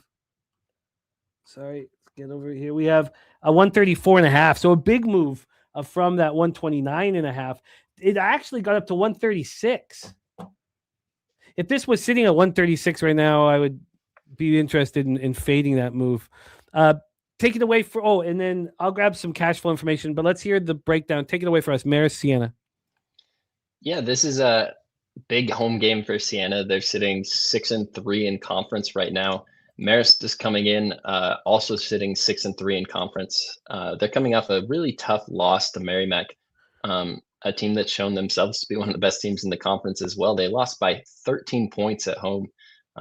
That's one of those losses that I feel like you kind of sit and you stew in, and it gives you a really good chance to bounce back. And meanwhile, Siena is coming off back-to-back wins, one on the road and at Manhattan, and then versus Fairfield. Fairfield is a team noted in this conference to play poorly on the road, so it's not a huge surprise to see them win that game handily. But one thing that's happened for Siena in these last two games is they have a player that's been shooting 30% from three on the season, who's shooting 62% from three. Brendan Coyle in the last two games combined has made 11 threes, and it's just not something that's sustainable. When we break these teams down into conference, just their specific numbers versus the MAAC opponents, you'll find that Marist is the best defense in this conference by far. When it breaks down into percentiles, it gets put into the 99th percentile in the country for how Marist plays defense versus their conference. Their offense isn't great. I would lean Siena there with just their ability to score, and maybe that shows up a little bit at home. But one thing's always true in basketball is that defense plays on the road, and I think Siena relying heavily on shooting very well these last few wins, going back to that Mount St. Mary's game as well. I think they're going to have a hard time finding open shots versus Marist, and I think Marist's defense is going to engineer a lot of easy looks at the basket. So this is a Marist spot for me. Again, the same home court advantage. Just like Mount St. Mary's, Siena is one of the better home courts in this conference, but it's really bad weather up there today. I don't think you're going to have an entire stadium packed in there. I think this is another spot where the home court is just overbaked. I think Marist is the better team. I think recency bias weighs into this with the two back-to-back wins versus Manhattan and Fairfield that looked really good for Siena, and I think Marist should be laying points on the road. I get it. Robert Cherry rocking with you. I get the breakdown, and thankful that I'm not sitting here with Siena in my pocket. I do know some cappers that really like Siena today, and I get it. I can see both sides of the story, but I think I found why I didn't want Siena. And at that point, should you flip to the other side? I'm not so sure, especially when you have this much quantity of action. Let's roll on. 7 p.m. Eastern. We have South Florida Bulls 11-7, 3-2 in the American. The UAB Blazers 12-7, 3-3 in the American. We're at Bartow Arena in Birmingham, Alabama. I spent quite a bit of time on this game. Initially, I was interested in UAB, and I'm starting to see the South Florida look more and more. South Florida lost to UAB in double overtime, 109-106, 18 days ago. It was a hell of a basketball game. And this is generally a really nice spot here. The conference game, you lost the first one at home, and you go travel to the other team's barn. They had won 3 straight games before losing at home to Wichita State. And look who they beat. Tulsa is sitting second in the conference. They beat them badly, South Florida, at Tulsa, 93-78. Showed they could travel. They took out North Texas. North Texas isn't bad. 3-3 in conference, beat them 74-70 in North Texas. Then beat East Carolina by 11. Look, East Carolina, doesn't have a win in conference. And then they lose at home to Wichita State, which I kind of like. Keep you sharp. Showing just how good Tulsa is. Tulsa just destroyed UAB at UAB. And that was that always gravitates me towards the team. That's the first thing I saw. I wasn't even thinking of the double overtime game. I was like, oh, God, UAB just took it in the bottom out. They're going to be angry.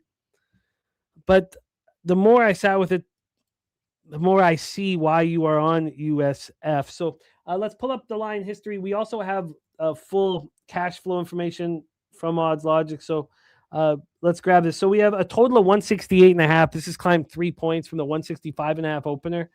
And then from a spread perspective here, we have this. Oh, here we go. Sorry, I blew past it. From the spread, we have USF.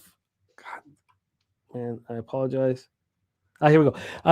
USF minus 2.5 and 3s at some books. Opened up at 2, went down to 1.5. And now we have a juice 2.5 here and 3s at other books. When we get to the cash flow, 90% of the tickets are on USF and 75% of the cash. 92% of tickets, 88% cash on the over. Now, we could sit there and say, well, that's too much. But, I would love to track, when Circa responds to the action. Because I find them fading their gamblers so often, 80% of the time, 85 maybe. Here, it's 92% of tickets, 88% of cash, and they moved USF from -2 to -3. Let's hear from Spooner. Take it away, my man. Yeah, I have South Florida -1.5, -110, I believe. Let me pull my card back 115. up. 115. This is a South Florida spot for me. So this team has played very well all season. Their only losses on the road are versus Power 4 teams in Oklahoma State and Alabama. They lost to Oklahoma State by 8 points and Alabama by 11. Both very respectable losses. In conference, they haven't dropped a road game yet, and they only have 2 losses in conference. They're coming off one in an overtime loss versus Wichita State at home, a game they had multiple chances to win. They didn't pull it out, but I feel like this is a nice bounce back. Their first loss of the season came at home to UAB in a double overtime game. Another game that USF really had multiple chances to win, couldn't do it. I think you get this revenge angle built in. A double overtime game is a game you could have won. Now you're going into their building, laying points as an opener. I think that's a very telling line. So can UAB take care of their home court? I don't think they can. They have losses on the season to Alabama State at home. They're ranked 304 in KenPom. That's not a good team. They have lost to Troy, ranked 113 in KenPom. They have lost to Wichita State. They have a loss to Florida Atlantic, both in conference already, and then a third loss to Tulsa at home here in conference. This UAB arena was nuts last year. I think you have just everybody kind of disappointed. They had Yaxel Lendenborg, one of the best players in the country, on their team last season. I remember watching them opening night. Vermont played them, and that building was absolutely packed for a Vermont game. I was like, I couldn't believe it. That home court advantage is gone. The last few UAB games I've watched, half the people in the stands that used to be there. While we were doing the show last night, I noted this, and somebody said that they had season tickets to UAB, and you couldn't pay him to show up to any of these games this season. I don't think there's going to be a lot of excitement in that crowd. I think South Florida is going to be very intent on getting payback for that win. And again, when we break these teams down to just in conference play, I think South Florida is the better team. It's across the board, offensively, defensively. This is a spot where I think South Florida walks away with this game in the second half. Yeah, I'm interested in joining you. We got Warbucks on USF. Robert Cherry on the other side. He says this game comes down to coaching. He believes UAB the coach will be ready to capitalize on previous mistakes, make the adjustments. Yes, USF is the better team, but I made good money from UAB this year. We don't have a taint play of the day today from Matty Ice, but he has Iona, UC Santa Barbara, Towson, and SIU Edwardsville. Let me copy and paste all of this stuff. All right, let's get into the final spot on the board for Spooner, which is pretty good, Spooner. It gives us some time to get through some of my card, which is wonderful. Are you cool till 2, or do you need to go 155? I can probably go a couple minutes past 2. We'll finish whatever game we're on at 2 there. Beautiful. I'm going to step away from the camera real quick while you set this up. I'll be right back. No worries, my man. Arkansas State Red Wolves, Georgia Southern Eagles. We have Justin McKelvey's Georgia Southern Eagles. I took a long look at Georgia Southern. Tim Earl in the house. He took USF in this game. Great to see you, Tim Earl, our Cappers contest champion, our Harbor Acres Cottages co-champion. Tim Earl in the house. Saturated says, how many games usually until you guys trust Ken Palm numbers? That is a good question. I don't look at them at all for the first half of the year. Maybe I should start looking at them harder at conference play. Maybe that's something I need to look at. I need to figure out what the hell's going on with me in conference play. Justin McKelvey says no bet on Georgia Southern. None for me either, but I spent some time on it here. We have Arkansas State coming off back-to-back losses on the road. Third straight road game. And, they lose to South Alabama. South Alabama pretty good in this conference. They lose in overtime. And then they get beaten up by Troy. Troy 7-1 conference play right now. Then we have Georgia Southern. They played, this will be their third straight home game. Same schedule as Arkansas State. They also lost badly at USA at South Alabama. They're coming off a home loss to Coastal Carolina, 79-75. Let's get into the line history here for this one. We have, here we go. We have Arkansas State -2. They opened up at -2.5 and pretty quickly, within 2.5 hours, went to 3. Stayed at 3 for a while, then came back to 2. So we've had a half-point move to Georgia Southern. From a total standpoint here, we have a 175.5. This has gone up from 172.5. It did get up to 177 before coming back. Not only that, so just to give you guys an idea, this went from 172.5 to 177, and then all the way down to 173.5 by 9 this morning, and then back up to 175.5. So a lot of movement there. And then when we get to the cash flow, we'll probably get something here. 88% of tickets, 88% cash on Arkansas State. Circa hanging the -2 right now. They have not moved it since opening it at -2, 9:25 p.m. yesterday. Take it away for us here, Spooner. The Red Wolves in Statesboro, Georgia. Yeah, this is a really fun matchup. These are both former coworkers of each other. They served on the same staff for Nate Oates for a couple of years together. Arkansas State's Ryan Pannone is in his first season as a head coach, and this will be the third season for Charlie Henry here at Georgia Southern. Both coaches look to be great young coaches at this point in the season. I think this is a really nice buy low on Arkansas State. I have Arkansas State -1.5, -110. You can get a -115 right now on BetMGM on the same -1.5 line. Always shop around when we're looking at these things, but this is a Arkansas State team that had a really tough loss to South Alabama. It came in overtime. It was a game that could have won outright. Gave up a 3-pointer with time expiring to allow overtime to happen, and then they lost the game outright. They did not bounce back at all versus Troy. Had to go into a tough road atmosphere, and they lost by 24 points. And that's just one of those losses you sit in, you stew in, and it makes you better as a team coming out of it. I have faith in the young coach to get his guys rallied up, especially knowing that he's facing one of his old staff members here. I think this is going to be a huge game for Arkansas State. In my opinion, it's a must-win game for them. They're sitting 4-3 in conference right now. Georgia Southern sitting 5-2. I could see very easily getting to Georgia Southern. I thought this line was a little bit fishy at first. They're at home themselves, coming off a tough overtime loss to Coastal Carolina. I just think this is a team that's a little bit overvalued overall. I don't have their conference stats pulled up anymore, but Arkansas State's offense is a very difficult one to contain. Them coming off as bad of a game, shooting as they just did.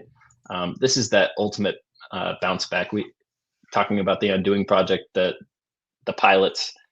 They were looking at test pilots and trying to be able to predict when they would fly better, and it was just constant regression. It wasn't that the good pilots were somehow better than just the other pilots. It was, you would have a good flight and then a bad flight. Like if you had 7 good flights in a row, you were generally going to have a few bad flights in a row. It's nothing to be that surprised about. It's regression. It comes for everything in this world. I think Arkansas State's a really good team that just had a very bad offensive performance, and I don't expect to see 2 of those in a row. So Arkansas State, I looked at their team total. I haven't gotten involved with a lot of those this year. It's the only reason I didn't play it is because I'm not super versed on the market, but I expect them to score a lot of points and win this game walking away. You are in business here, Spooner. Arkansas State -1.5 at -110. He's on USF -1.5, -115. Marist money line at +105. Monmouth +1.5 at -110. Quinnipiac -4.5 -110. And his card starts at 6 p.m. with the NJIT Highlanders +8.5 at -110. That concludes Spooner's 6-game slate today. We're going to roll into my action here. We have 15 minutes for Spooner to touch on these spots here. And this, again, like, I just couldn't, when there's some sport that I believe I can succeed in and it's not happening, and I was succeeding in it 3 weeks ago, I can't let it go. I can't let it go. Can go. It's consuming my every goddamn waking thought. Let's get to work. 7 p.m. Eastern. Merrimack Warriors 12-8, 8-1 the Metro Atlantic at the Iona Gales 12-8, 4-5 in Metro Atlantic. We're at Heinz Athletic Center in New Rochelle. I'm surprised this stayed on my card. I just couldn't let this game go. I kept coming back to it. We had a bunch of similar spots last night. You guys told me Old Dominion was trash. Look, I almost lost that game in double overtime. So many of these teams I was backing last night, I was getting told they were trash. And they were at home against an opponent who they were going to give their best punch to. I mean, Merrimack is not sitting here going, we got to go play Iona. Merrimack is 8-1 in the Metro Atlantic. They know who they need to worry about. They lost to St. Peter's. 76-63. Iona coming off a 77-63 loss at St. Peter's. Not only did Iona lose at St. Peter's, but they lost at Ryder.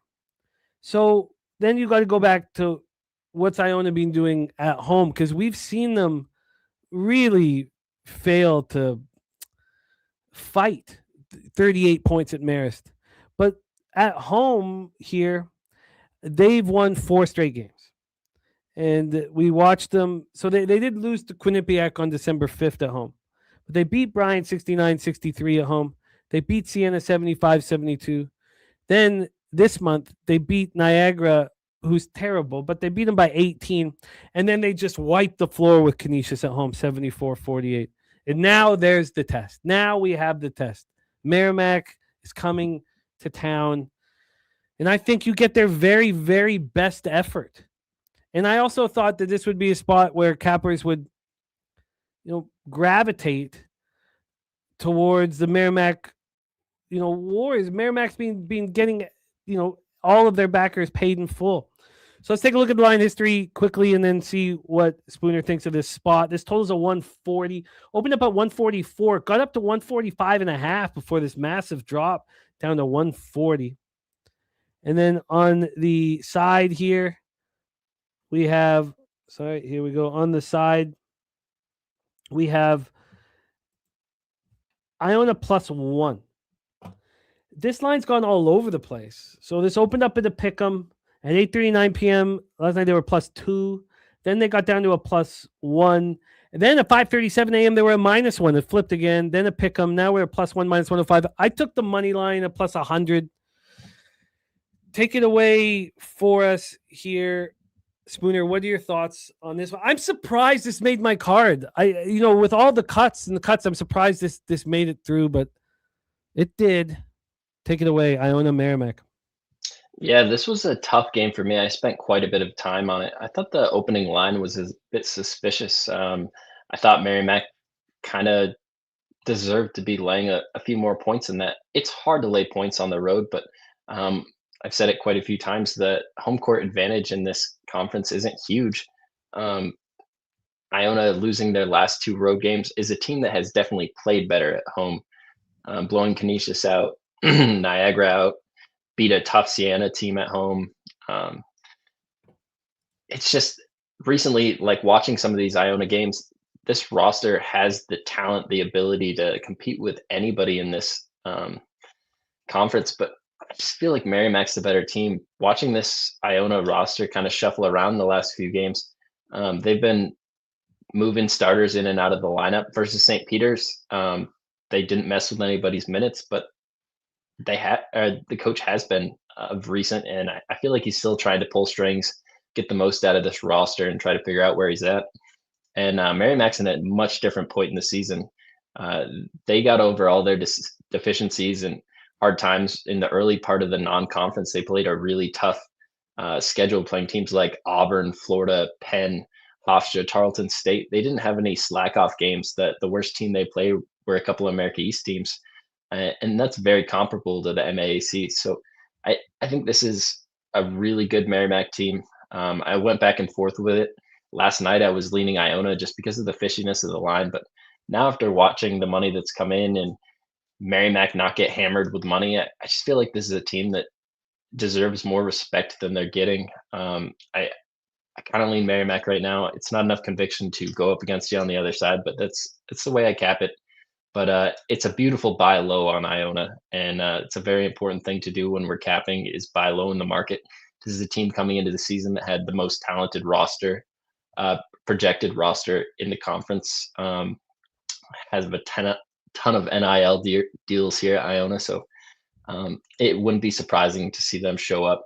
Merrimack has a weird zone defense. Maybe Iona will have a trick or two up their sleeve to pull out against it, but I think this is going to be a tough spot.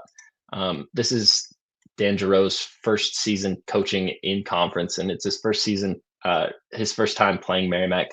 I think Merrimack is one of those teams that just has that weird gimmick zone that is a very difficult matchup for just about anybody the first time you see it.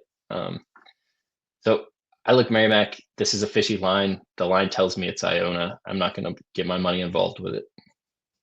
It's funny, AM, looking at it as the 7-1 home team catching points versus 5-6 road team.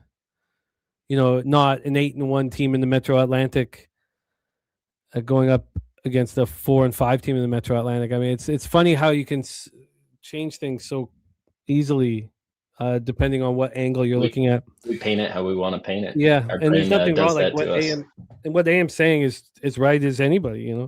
Matty Ice moving on Iona. Tim Earl also on Iona. I love that. Let's roll on. 7 p.m. Eastern with the Stony Brook Seawolves, 11-9, 3-4 in the CAA at Northeastern Huskies, 6-12, 2-5 in the CAA.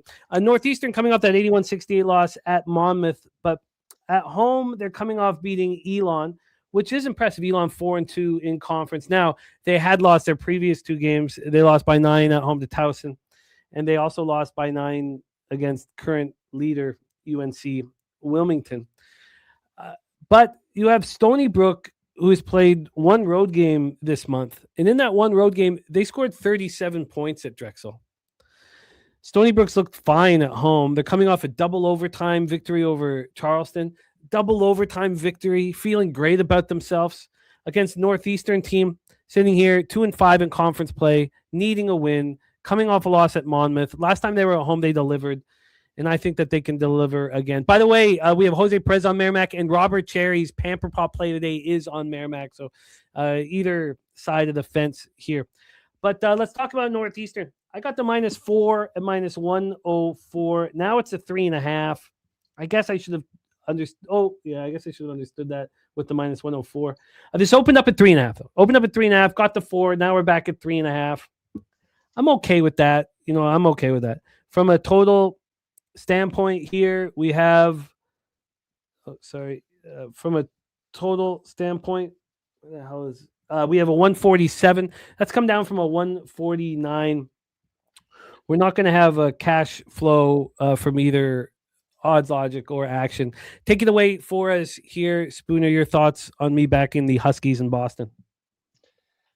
This is a spot that I really lean Northeastern. It's a team that's just been riddled with injuries. Coming into the season, they lost Miles Newton and L.A. Pratt, 2 of their projected starters, 2 of the guys that started the first 3 and 7 games of the season for them, very quickly, and they're both out for the season, done at this point. Then they went on to lose Xander Alare for the season as well. So that was 3 of their opening day starters that now left the team. Xander Alare's fill-in was Ty Francis, and now he's injured and off the team. So this team is playing with so many injuries. There's only 1 guy that has started every single game this season for this team. So it's a very hard team to buy into. But I think this is a spot versus Stony Brook. You have a coach like Bill Cohen who knows how to pull the strings, press the right buttons. He's been coaching here at Northeastern for 20 years now. I think coming in 2-5 in conference, a home game versus a bad team in conference, Stony Brook looks really nice after the 2 home wins versus Hofstra and Charleston. But if we take that away, I think this number would be ballooned. I think this is a Northeastern spot. I couldn't quite get there, laying more than a possession with this Northeastern team. I think there was also 4s on the board too, last I peeked. But this is only a Northeastern spot for me. I can't get there with Stony Brook. It's just there's so many question marks with what you're going to get out there on the court from Northeastern, but you're definitely going to get effort. Yeah, this bet that I had to make last night is coming up. That's Jacksonville Dolphins, and 3-1 in the bets yesterday that I had to make the night before. The 2 bets that I knew I was going to make for sure that I didn't need to really go over again was Northeastern and the James Madison Dukes. Harrisonburg, Virginia, Atlantic Union Bank Center, South Alabama Jaguars coming to town 13-6, 4-3 in the Sun Belt. The Dukes 9-10, 2-5 in the Sun Belt.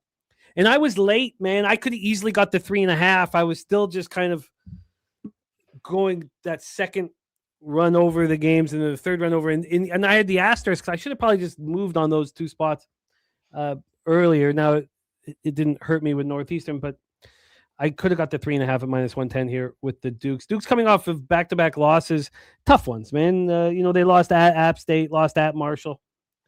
And that Marshall game, I liked. They lost at home 65-64 to Marshall. They go to Marshall and they play them tough, 77-72. I thought it was a really strong performance, and I knew that they'd be champing and ready to come back at home to deliver. South Alabama, they've had 1 road game this year, calendar year 2026 at Troy, and Troy's tough. They lost by 10. And they're coming off of a 59-56 loss, at home to the Raging Cajuns, who are at this point a weak team here. So you're probably going to get South Alabama's best punch, but is James Madison better than the statistical profile that opens up for? I thought that they were. And we have this total at 138.5. It opened up at 137.5, quickly got up to 139.5, back to 138, now 138.5. And then on the point spread here, we have, on the point spread, we have James Madison. I see 4.5s. I'm looking at a -4, -115. The initial move was towards South Alabama, but of course it would be. I think that it's a pretty easy team to get to against James Madison, who's lacking quality wins, even though they're playing team stuff. This got down to a -2. I love seeing it at -4 and -115 right now. Robert Cherry is on the other side with Stony Brook here, but I like where I stand here. 50% of the tickets, 74% of the cash on South Alabama, according to Odds Logic. Circa had no problem moving this to a 4.5 from a 3.5. They haven't announced their numbers yet. Take it away for us here, Spooner. Your thoughts on me backing the Dukes of James Madison? Yeah, my thoughts on fading South Alabama are you just cross your fingers that Chase Harris doesn't go off and have a monster game. Last time I said that, he went off for 38 points, 5 assists, 6 rebounds, 3 steals, willed his team to a win. And I was on them that night. We were against each other in 3 spots. I was the only one I luckily got. So South Alabama hit a big shot there at the end of the game to tie it up, bring it to overtime. And this Richie Riley coach team is very tough. It's slow tempo. So they muck up all these games, and I think it's hard to break it open against them. The big key factor you need to be able to do is play against the zone. I don't know James Madison well enough at this point in the season. I don't have any good numbers on their zone offense at this point that I'm willing to put out there, but it looks like their team is built in a way that they can handle South Alabama. And if Chase Harris doesn't go off for 38 that night, South Alabama probably loses that game by multiple possessions. So I would assume this is a James Madison spot at home. It's a real nice buy low. This is one of the most storied conference or teams here in the Sun Belt Conference, and they're sitting 2-5 right now. Their last win in conference was against Old Dominion here at home. I think they find a way to get another win here tonight. I just don't know if they'll get the 4. They probably should. And South Alabama, outside of Chase Harris, lacks a lot of talent, missing some of their better players. Brian Hathorn, Peyton Law still at this point in the season. So depth is an issue with that team, and it will show its head on the road in conference play more likely than it will at home. So coming off a loss, I just couldn't get there with fading South Alabama myself, but I don't dislike this spot at all for you. Yeah, those were the spots I knew I wanted. We got one more game where we can pitch my action to Spooner. Then we have Jose jumping on with us to set me up for the final 4 games on my slate. And then we rock NBA with Billy Brisbane.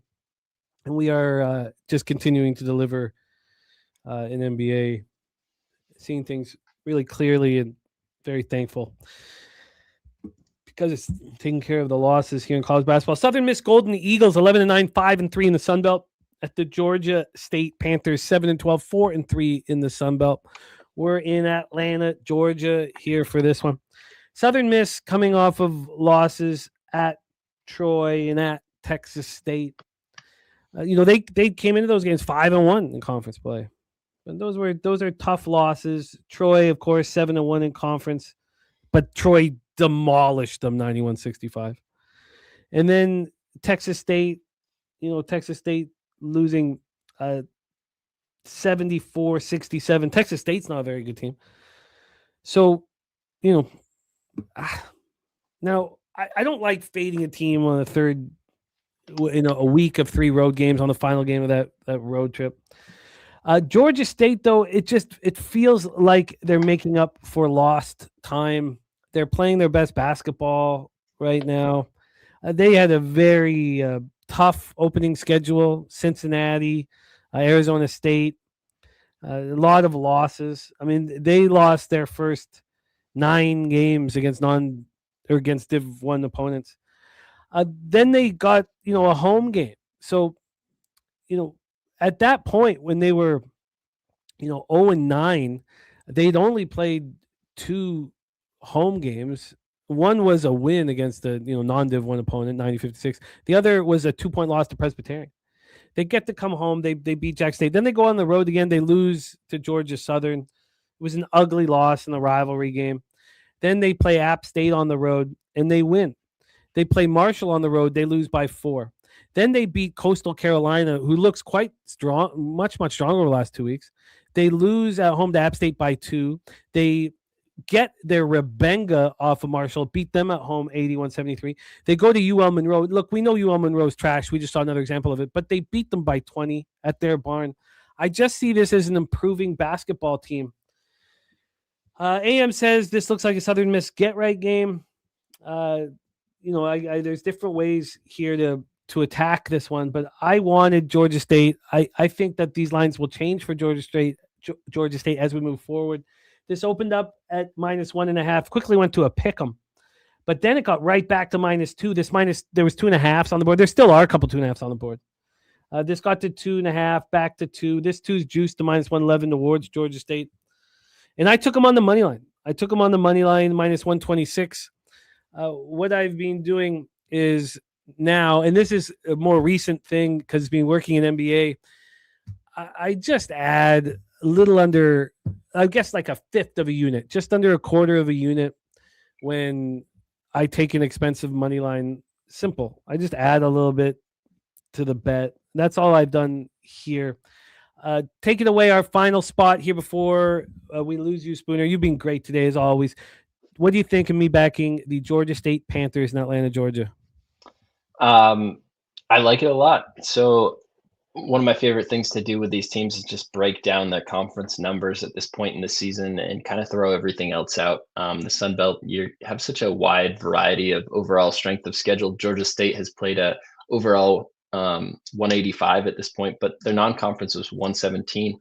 And Southern Miss overall schedule is sitting at 282 in the country. So trying to get the schedule comparisons to really match up is tough with a lot of these teams. But if you break it down to just in conference, you'll see that Southern Miss's offense struggles a ton. They have a decent defense, but they struggle to get offensive boards. They have a really high turnover percentage. And Georgia State has a very low turnover percentage. They're good at getting offensive boards in conference. If you look deep into analytics in college basketball, you'll find the number one predictor of win percentage is effective field goal percentage. Georgia State has the higher effective field goal percentage. The next two most predictive stats are offensive rebounds and turnover percentage, and huge leans to Georgia State there. This is a high variance team that relies a lot on the 3-point shot. You're going to need those shots to fall in order to get this cover, get this win. I think it's always a good sign to be at home. You're just more comfortable shooting in your own hoops. Just the muscle memory, everything in the gym, it looks more familiar because this is where you practice every day. So I like that ability for their shots to fall today. I like Georgia State. This was one of the bets I didn't have circled for spots that I was going to tell you on, but this is a team that started out 1-9 overall, and their only win was against Fort Valley State, a Division II team. So didn't get a win till their 11th game. I think this is a really good Georgia State team, or not a really good Georgia State team, but a team that's found themselves in the second half of the season. And I think they're going to be tough. I like your take here. It's tough coming off 2 straight wins. I wish I'd bought low before this, but I think the number has not adjusted correctly. I think Southern Miss is a worse team. I think I'm going to join you here on this Georgia State spot. I know you got to go. I've kept you long, but Jacksonville minus, what up, Jose, my man? Jacksonville minus 3.5, Southern Indiana money line, St. Thomas minus 7, and the team total over, and UC Davis plus 2.5. Were any of those spots that you were interested in joining? I really like the UC Davis spot. The reason I didn't get there was because the line moved on me. The people that are going to be in the best spot with that game have that UC Davis like a +3. I think it's a 1.5-1 now.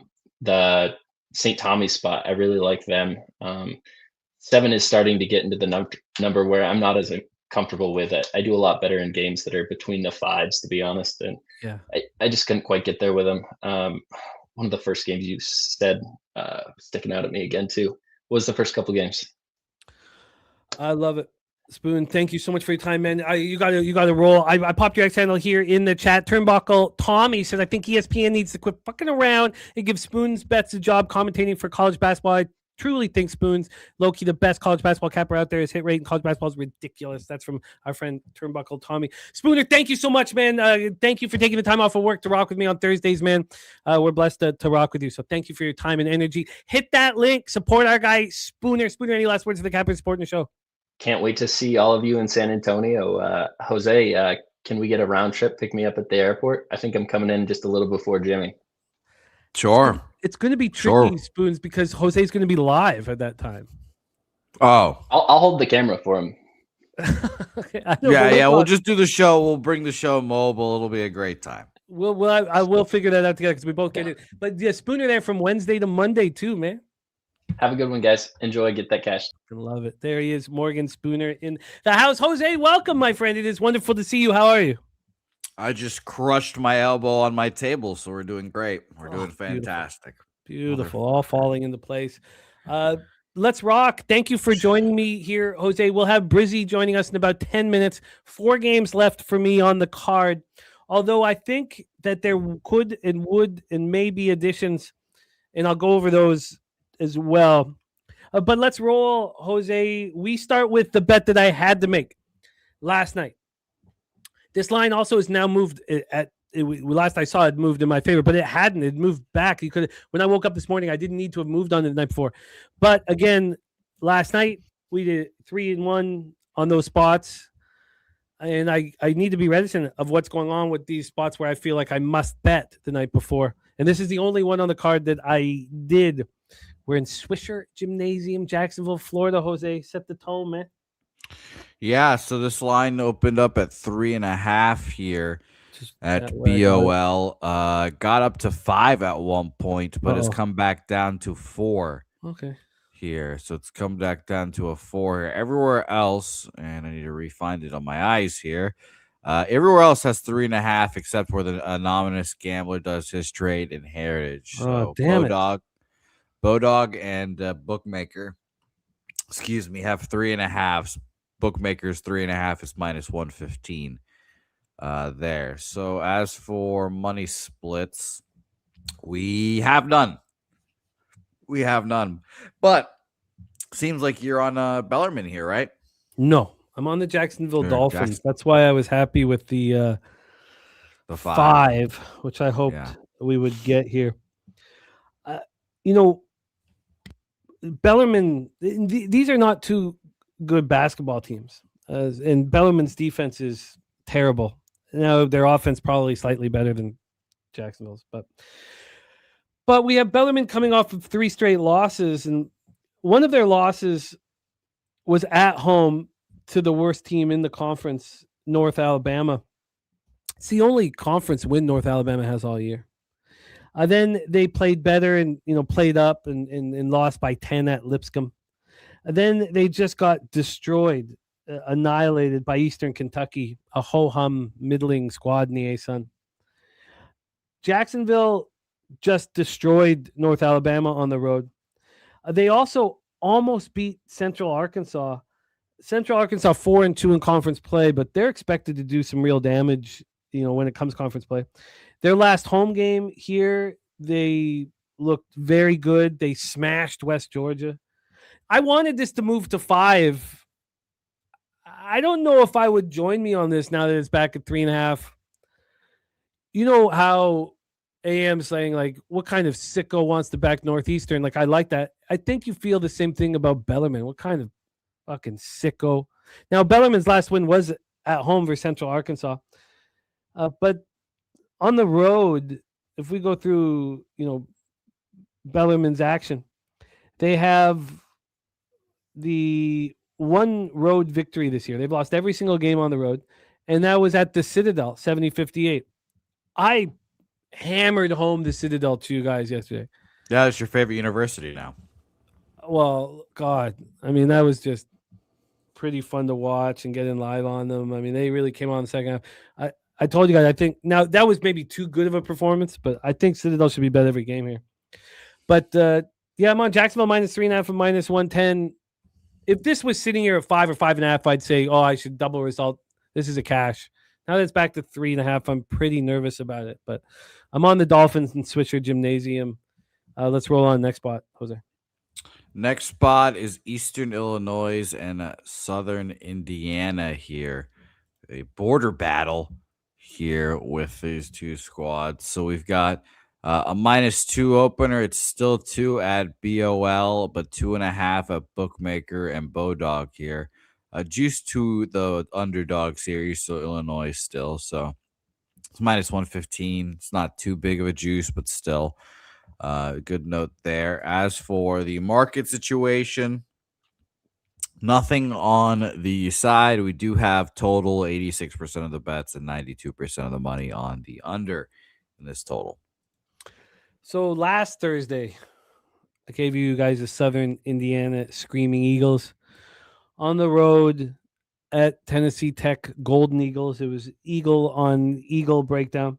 Southern Indiana was +5.5 point dogs. They won outright, and they dominated the second half. Picks from Dave in the house. Look at that. We've missed him. Picks from Nice Dave. to see Dave. Dave, I'd like to see you at Pubapalooza again. by Yeah, the we way. miss him. I miss my guy, Dave. Yeah. Thank you for that, Justin, hitting the like button. Thank you for that. But let's roll here. So Southern Indiana followed that up with a poor performance against a really good team in Tennessee State, good conference OVC team. So when we go back to their last 2 games at home, they played the best team in the conference, UT Martin, and they lost 73-56. They also played SEMO, playing much better basketball. And what has Eastern Illinois done? They beat the worst team in this conference, the Leathernecks of Western Illinois, 57-55, barely got past them. Then Little Rock is a tough squad, and they went to Little Rock and lost by 11. And now this angle has been really working for me when these teams play a Div 3 college and destroy them before going back to work and back on the road. I think that the Southern Indiana Screaming Eagles fare better in the second half of conference play. Obviously, they're sitting 1-7. And there's a reason why they're favorites. And this is sort of a similar spot to that whole what kind of sicko wants to back Northeastern at home as a favorite. What kind of sicko wants the Southern Indiana Screaming Eagles? And I am that man. Cashed with them last Thursday. And I expect to cash with them again here in Evansville at Liberty Arena. So I'm on the Screaming Eagles. I mean, look at this. The Eastern Illinois 8-11, 4-4 in conference play, and they're a clear dog, and the line's moving against them. I'm in it. Southern Indiana Screaming Eagles for me, and then we roll on Jose Manuel. That's my Screaming Eagle. That was beautiful. That was perfectly done. Thank you. And we move on to more animals. South Dakota State versus what is a Tommy? I don't know what a Tommy is, but the St. Thomas, Minnesota University. I think they're the Tommies. We've talked about this team many a time before here, so I'm intimately familiar with all of the Tommies in this game here. So let's talk about them here and see if we've got any market information. We do, thankfully. 50-50 ticket split, but we have 58% of the money on St. Thomas here. Old St. Thomas here. So that's interesting. More people betting them here. As for the market situation, we have a 6 opener. It's gone to 7.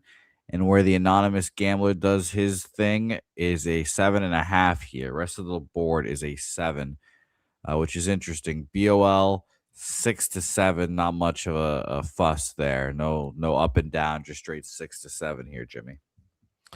Yeah, I doubled up on this bet, and I took a page out of the Matty Ice Taint play of the day angle. That sweet flap of skin. Yes, and shout out to our friend Matty Ice.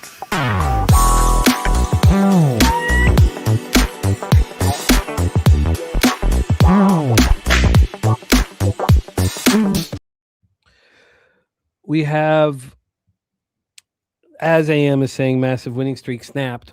But what Matty Ice has been doing is when you have an elite team or a much better team than the opposition, coming off of a road loss, coming home, betting the team total over. I knew that I wanted the Tommies. Look who they lost to, the only team ahead of them in conference. Now, when they went to North Dakota State, they were on two undefeated teams playing, two undefeated Summit League teams playing. And North Dakota State won 68-65. St. Thomas is a really, really good, tough basketball team. They opened up as 1.5 point dogs, closed to 2.5 point dogs, and didn't cover and didn't win. And now I believe they take it out on the South Dakota State Jackrabbits. The Jackrabbits, they also went to North Dakota State. They lost by 9. This is a team that's been okay on the road. This is not, the Jackrabbits aren't a team, really a fadeable team, but the angle that I love so much is they just beat, you could say Oral Roberts is the worst team in the Summit, or it's a Kansas City Roos. Most people think it's the Roos. They just destroyed the Roos at home by 28 points. So you have one team in the Jackrabbits feeling great about themselves, just beat up on the worst team in the conference, and another team in the Tommies who last time they were at home, they played South Dakota. South Dakota's a good team, and they beat them by 13. And they put up 99 points. They're gonna run it up. They're gonna run it up on South Dakota. They're gonna beat them badly and run it up. AM says the Tommies win but don't cover. The solution's on the Tommies -6.5. I am on the St. Thomas, Minnesota Tommies in St. Paul. I got the -7 at -110, and I got the team total over 81.5 -109. I got that offshore. 365 was hanging the 80.5 at -125. So I'm on both. And again, taking a page out of the star of the Taint play of the day, Matty Ice's playbook here. Double up spot for me on the Tommies. And then we have our final spot on the board for me. But I think I might have a couple additions, but let's roll. UCSD versus UC Davis. UC San Diego on one side here. I do indeed enjoy the battle of the UC school systems here. So I am interested to see what side of the battle you're on here today. UCA San Diego opened up at 3-point favorites. They are now down to -1.5 at BOL.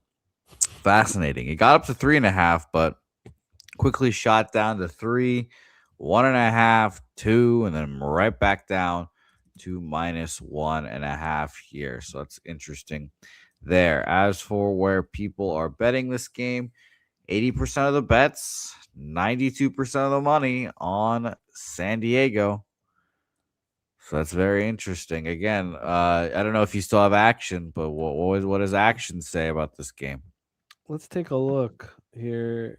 We have no information on the spread. On the money line, 72% of the tickets on UC San Diego, but just 45% of the cash. Interesting. It works out quite well for me here. Matty Ice said he did not get on this St. Thomas team total over because it didn't quite correlate. Says the road loss needs to be a mid to a bottom tier team. I feel that. I think the Tommy.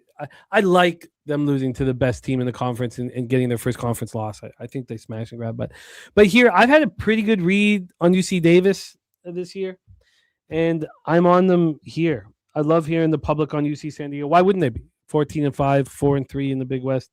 UC San Diego. So this is the same. You guys sort of see what it really appeals to me, and that's when I can fade a team that's coming off beating the worst team in the conference, and this is what I get to do here.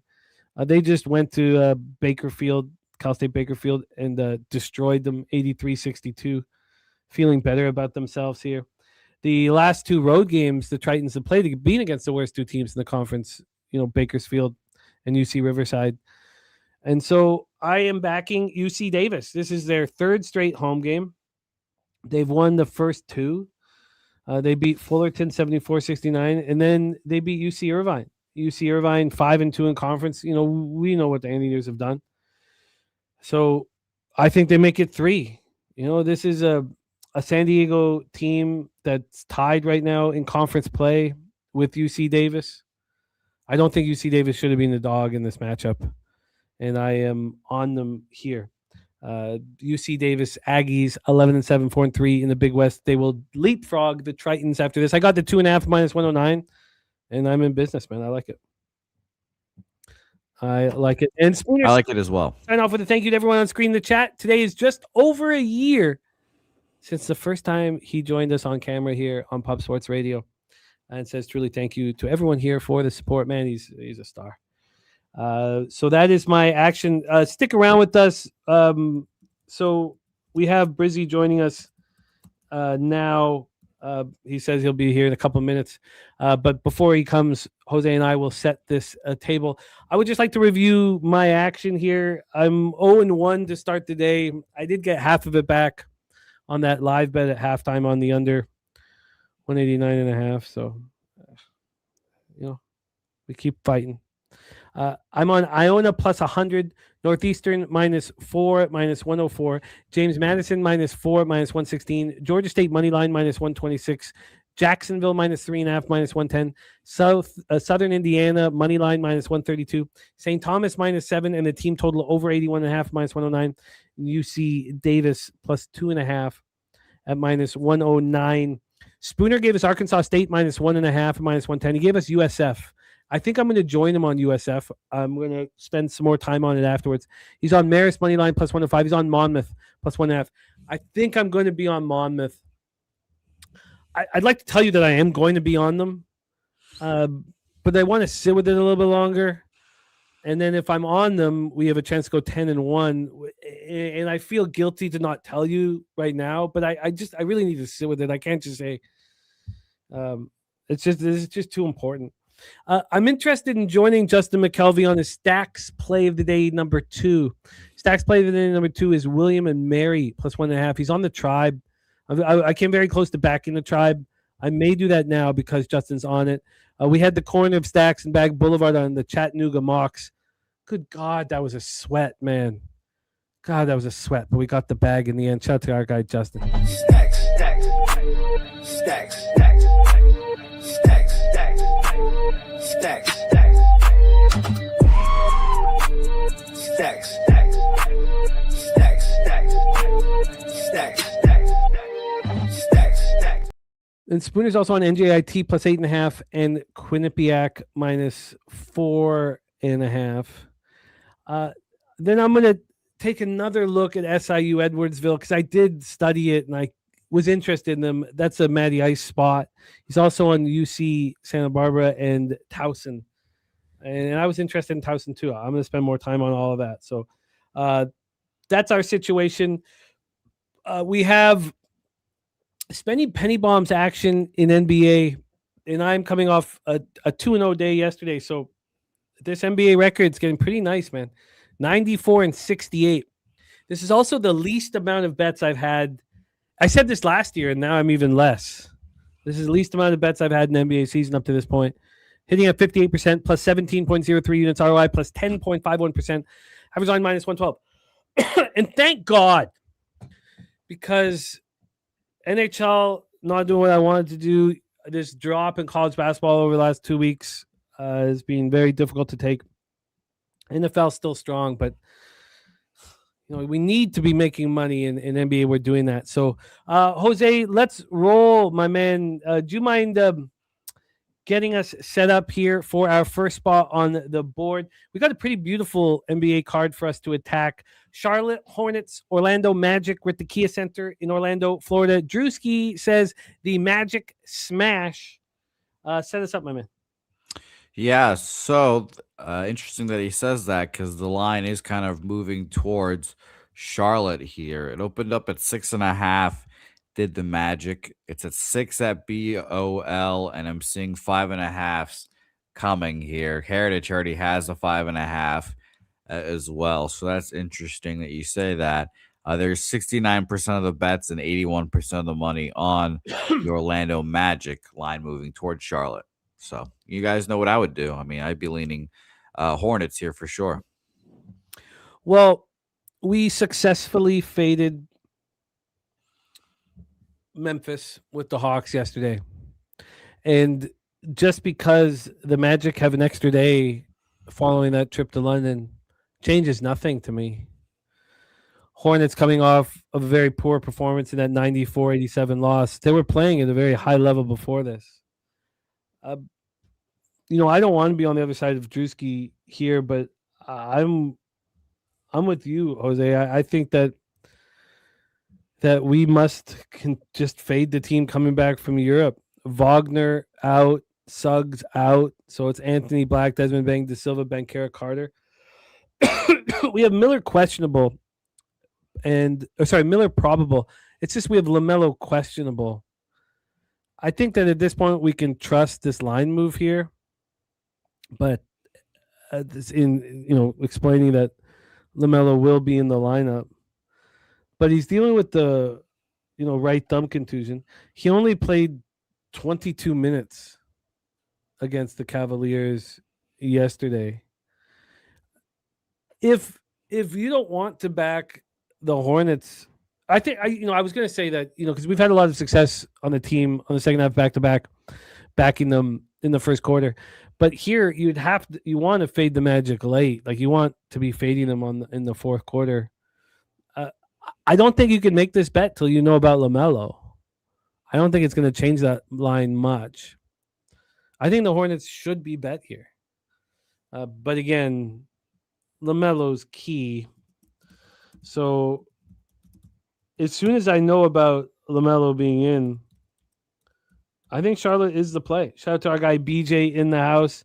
He says a lot of money on the Magic to be going down. I think as soon as we find out, we pull the trigger on Charlotte. I think it's a Hornets. And he said that Wagner's now out. Yeah, Wagner's out, which is helpful. Suggs and Wagner out. I mean, those guys are ballers, man. Suggs makes everything easy. You watch this shooting percentage, effective and regular 3-point, especially just drops when Suggs isn't feeding these nice opportunities here. Saturated. Better than your boy Cole Anthony, right? God, Cole Anthony's trash, man. Diabate rebounds for Saturated. Spenny's already on Banchero double-double at +160. And yeah, I think the Hornets are the bet. Second half back-to-back. 81% of the cash right now on the Orlando Magic. I think it's the bet here. I think it's what we do. Jose, thank you as always for being always ready to set games up and deliver the goods and get the graphics ready and get the records in and just constantly delivering here. We do have our next guest ready to rock, but we do have a question from Matty Ice. How did Vegas go, win, lose? I got crushed, but a Vegas hooker told me I have a fat ass and grabbed it, Matty Ice, so I'm still flying high. Still flying high. That's all that matters. That is all that matters. Our guy, Jose Bouquet. Robin McCormick says Hornets have a great record against spread with no rest, 8-1 against the spread. Yeah. I've got the plan here. Let's bring on our star of NBA breakdowns here on Thursdays, Betting with the Bag. Coming to us from South Jersey, Locker Room Talk podcast is up, man. UFC back in business. Patty the Batty. Hopefully going to get us paid, according to our guy, Billy Brisbane. Let's bring him on right now. Billy, what's good, man? How are you? Doing good. Trying to get to some money today. I'm excited for today's slate. Yeah, I'm pumped up too, man. I'm pumped up too. Coming off another strong night in NBA last night. We just want to keep it going. We're keeping things very clean, and it's been working. So we don't know about LaMelo at this point, whether he will be in. Hornets really failed to menace last night. And, I thought about that a lot last night. I back every team that loses by 30 points. And I should just make it just a hard, fast rule, black and white rule. Just because the line didn't make sense to me at the opener, I should have just focused on what pays me out nonstop. So that was a mistake. But now I think I can get this cash fading the Magic just like we faded the Grizzlies last night. Take it away, Brizzy. Your thoughts for Hornets Magic. Yeah, the Magic came home from that Europe trip on Monday, rested on Tuesday before practicing on Wednesday. These teams split the first two meetings. Charlotte in the second half of a back-to-back after kind of getting embarrassed on national television last night. The LaMelo coming off the bench thing is just not a good thing. He just looks super – fuck what the stat line said. Look at the player emotion. Like, he just looked deflated out there. Like, he looked like he – I don't ever remember LaMelo Ball coming off the bench since he was a freshman in high school. Like, LaMelo is not a come off the bench type of guy. If you want him disinterested, I feel like if you bring him off the bench, I mean, he had a really good strong of an end of a road trip. If you remember the Clippers and the Lakers game, is it off the court problems ? Or is it the front office is nervous about this tank isn't going as they probably thought it's playing? The Hornets are in that dead zone range, as I call it. Right around the bubble of the play-in, but not really in the play-in. So it's like you kind of want to lose some more games. So from that perspective, I'm kind of off of this game. I think Orlando could take advantage of the Charlotte Hornets. They're going to be just as angry as the Hornets. I get the Hornets coming off that embarrassing loss against Cleveland, but the Magic also got blown out in London, and they had a couple of days to sit on it, and they had the practice. I actually think the rest spot matters here. The coming back, rest, practice. I'm staying off of this one. I don't know if I consider it rest. Do we know when they flew came back? They came back Monday, rested Tuesday, practice Wednesday. Yeah, I mean, we assume that they went out in London on Sunday night. I mean, they went out in Germany because the German players on the team. Then they got blown out when they came into London. So you don't think any of them went out in London? No. I mean, maybe but T and Crimpets, I'm talking about Germany. I'm talking about the Germany one with the Wagner brothers coming back to Germany. They probably got lit the fuck up after that game because they got lit up on the scoreboard in the game after. I lean towards the Magic in this spot. I mean, I'm not convicted enough to bet it because there's other favorites that I like a little bit more than the Magic, but I think the Magic are definitely the side here. I mean, the line opened up at where the line opened. This line is going up to 7.5 in some places. I'm seeing 7.5 at BetMGM. I'm seeing 6.5 at Caesars. This line opened up at 5.5. It's going up to 7.5, and it's like, and if anything, the Magic players are coming out of the lineup, and the line's still going up. I'm looking at circa hanging a 5.5 right now, with 65% of the tickets, 80% of the cash on Orlando. Orlando, the public saying the same thing as you, and the books moving it away from the Magic. 5.5 at these sharp books, man. I see as high as 7.5 at BetMGM. Let me go. I just had BetMGM up. BetMGM, unless they move, because at 2:21 p.m. this was a flat 5.5. This was an 8.5 at 1:40 p.m. This has moved 3 points towards Charlotte in the last 30 minutes. Do you have your BetMGM site up right now? No, it's on my tablet here. Okay, yeah. This line is with Wagner out. This line's moving quickly. I'm not surprised. I'm not convicted on betting this game. I kind of lean towards the Magic, regardless if Wagner's in, out, or where this line goes. I think we had our blast in the past with the Hornets. Interesting. I expect to be joining Saturated on the Hornets here. Bill Siebert in the house. What up, Bill? My man, great to have you here, rock with us. I'll be in touch here. It's just, God, with the action, I was so paralyzed last night with 18 bets in college basketball and everything else. At 10 in NHL, I was just like, I couldn't function. I couldn't talk. I couldn't cap. I couldn't prep. I got over it. I'm looking at Charlotte here. I want to know if LaMelo is in. We move on. Next spot on the board for us, 7 p.m. Eastern. Houston Rockets, 26-15, 11-12 on the road at the Philadelphia 76ers, 23-19, 11-12 at home. We're at Xfinity Mobile Arena in Philadelphia, Pennsylvania. Take a look at who we expect in the lineup. Pretty simple. Holiday and Adams out. For the Rockets, Embiid probable, and Paul George is questionable right now. So he's missed the last 2 games. And he's basically doing the last 11 games since he's come back to injury. Same line as what he's done all year long. Not very impressive. We have the Rockets on their first road game after a very long homestand. And they just had that one day off. They also beat the Spurs. It was an important victory. They've won 3 straight. And 2 of those 3 were impressive. Timberwolves, albeit, down a man, and the Spurs as well, taking them out. The Sixers are sitting here at home, coming off that loss to the Phoenix Suns, and this is a sweet spot, man. This is game 5 of a 6-game homestand. Yeah, I like the Sixers in this spot. Yeah, I mean, it's a really good spot. We talk about, do you get the one day off? Do you get that one day off, like of not traveling? And the Rockets didn't get that. They traveled yesterday, and now here they are. So after that long homestand, big win, they travel, and here they are in Philadelphia. Philadelphia +2 right now, -108. They opened up at +3. Moved to full point. I agree with that market move. From a total standpoint here, we have 221.5 juice to the under. Opened up at 222, now 221.5. We have the Godfather looking at Embiid over 2.5 points.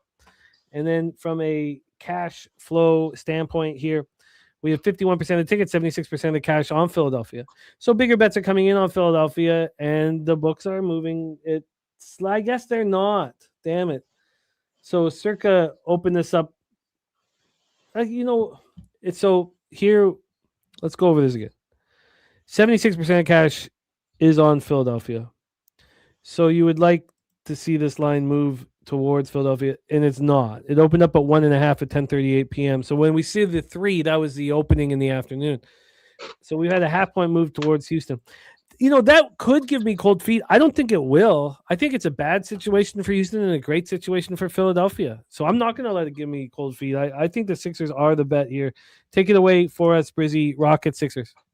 Yeah, Rockets coming hot, winning 3 straight. Quick 2-game road trip. Philadelphia tonight, Detroit tomorrow. So this is the first half of a back-to-back. Sixers' 5th game of a 6-game homestand. Saturday, we play New York. It's been kind of a sweet spot and be back in the lineup. I think it's going to give the team a little bit more structure, kind of neutralize a lot of Houston advantages. They don't have Adams out. He's going to be out for a very long time. Sixers have been good off of losses, 13-5 ATS, 9th best in the NBA here. I'm not going to make it too long here. I like the Sixers here. I just got to figure out if I want to take money line or the spread. Okay. We will hear and see what Brizzy puts out on X, but he will be on the Sixers. Let's roll on. Next spot on the board for 7 p.m. Eastern, the Denver Nuggets, 29-15, 17-7 on the road. At the Washington Wizards, 10-32, 6-14 at home. We're at Capital One Arena. Denver is on the first of a back-to-back. They play at Milwaukee tomorrow, so it's a tricky back-to-back. It's a back-to-back with travel. They're coming off losses at home to Charlotte, ugly by 23, then to the Lakers by 8. So they've lost 2 straight. And their last win was against these very Wizards. 121-115. This is their 4th game in 6 nights. It's not a very good spot for them. Washington covered that game easily. Opened up as 12.5-point dogs, closed as 10.5-point dogs. Let's take a look here at the line history and the cash flow and what we are dealing with. Let's take a look for who will be in, who will be out. It's a problem. Jokic, Johnson, Brown out. Valanciunas questionable. Jamal Murray probable. Hardaway probable. Gordon probable. For the Wizards, Young and Vukovic out. Koulibaly out. So AJ Johnson and Marvin Bagley questionable. But the starting lineup, ready to go. Sarr, Middleton, George, Trey Johnson, and Carrington. This is an interesting one. So we have a total of 229. That's exactly what it opened at, but it doesn't tell the story. This got up to 232.5 before dropping back to 229. Did get down to 228.5. That was the low water mark. Then from a point spread standpoint, We have the Wizards plus 5.5 minus 105. It's a pretty fishy line. We have 88% of the tickets and just 57% of the cash on Denver. I don't know how you don't back the Wizards here. If you didn't want to back the Wizards pregame, you would say, well, it's the first of a back-to-back for the Nuggets. They have players returning that aren't going to be playing maybe a full load. So maybe I'll just look to bet them live at double digits at some point. That'd be fair. Drewski says the Wizards are jank artists. They sure are. But they're jank artists that I'm very interested in betting tonight. Take it away for us, Brizzy. Nuggets, Wizards. Yeah, kind of like the Wizards here. Nuggets back on the road after back-to-back losses to Charlotte and LA. Their only home win during their homestand was against Washington. Washington's on an 8-game losing streak, and they just kind of look like I call it the punching bag of the league. Like, you need to go get a good win to feel good about yourself, go play the Wizards. And it's kind of been going like that. I kind of lean towards the over despite the market. Denver 13-4 over/under on the road as a favorite. Washington 11-9 over/under for the season. Second worst defense. Denver in a pace-up spot here. But actually, fuck the side, fuck the total. Alexander Sarr, this point prop line is ridiculously low. 17.5 minus 130. I don't think the sports books are watching what Alexander Sarr is doing. Alexander Sarr has been snapping. He just had 28 points against Denver, and he's had his best career high game ever in his life has been against Denver. Last season, he had 34 points against the Denver Nuggets. Denver Nuggets sit 20th in points allowed to centers. And I think he smashes this line without Jokic in the lineup here. There's going to be no resistance for Alexander Sarr. So you're getting a big Alexander Sarr game here. Definitely think the Wizards are live to backdoor cover this spread. I would like this spread to be like 7.5, 8, but that's kind of telling you that the Wizards are live to win this game. I kind of like betting the overs in Wizards games that I think that they're live, or Wizards team total over, but I'm just going to back the player prop here of Alexander Sarr.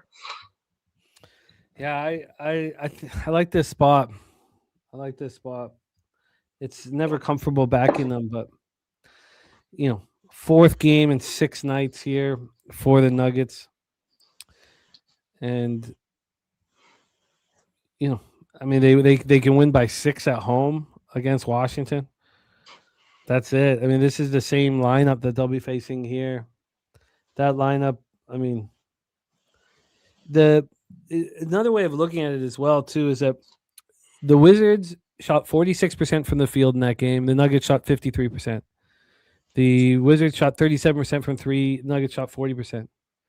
The Wizards shot 55% from the foul line. 55%. And they still covered easily. The Wizards were leading at halftime. The Wizards were leading going into the fourth quarter. Playing that terrible. I mean, it's a sick feeling backing the Wizards, and a lot of cappers don't want to do it. And so you're going to have 88% of the tickets on Denver here.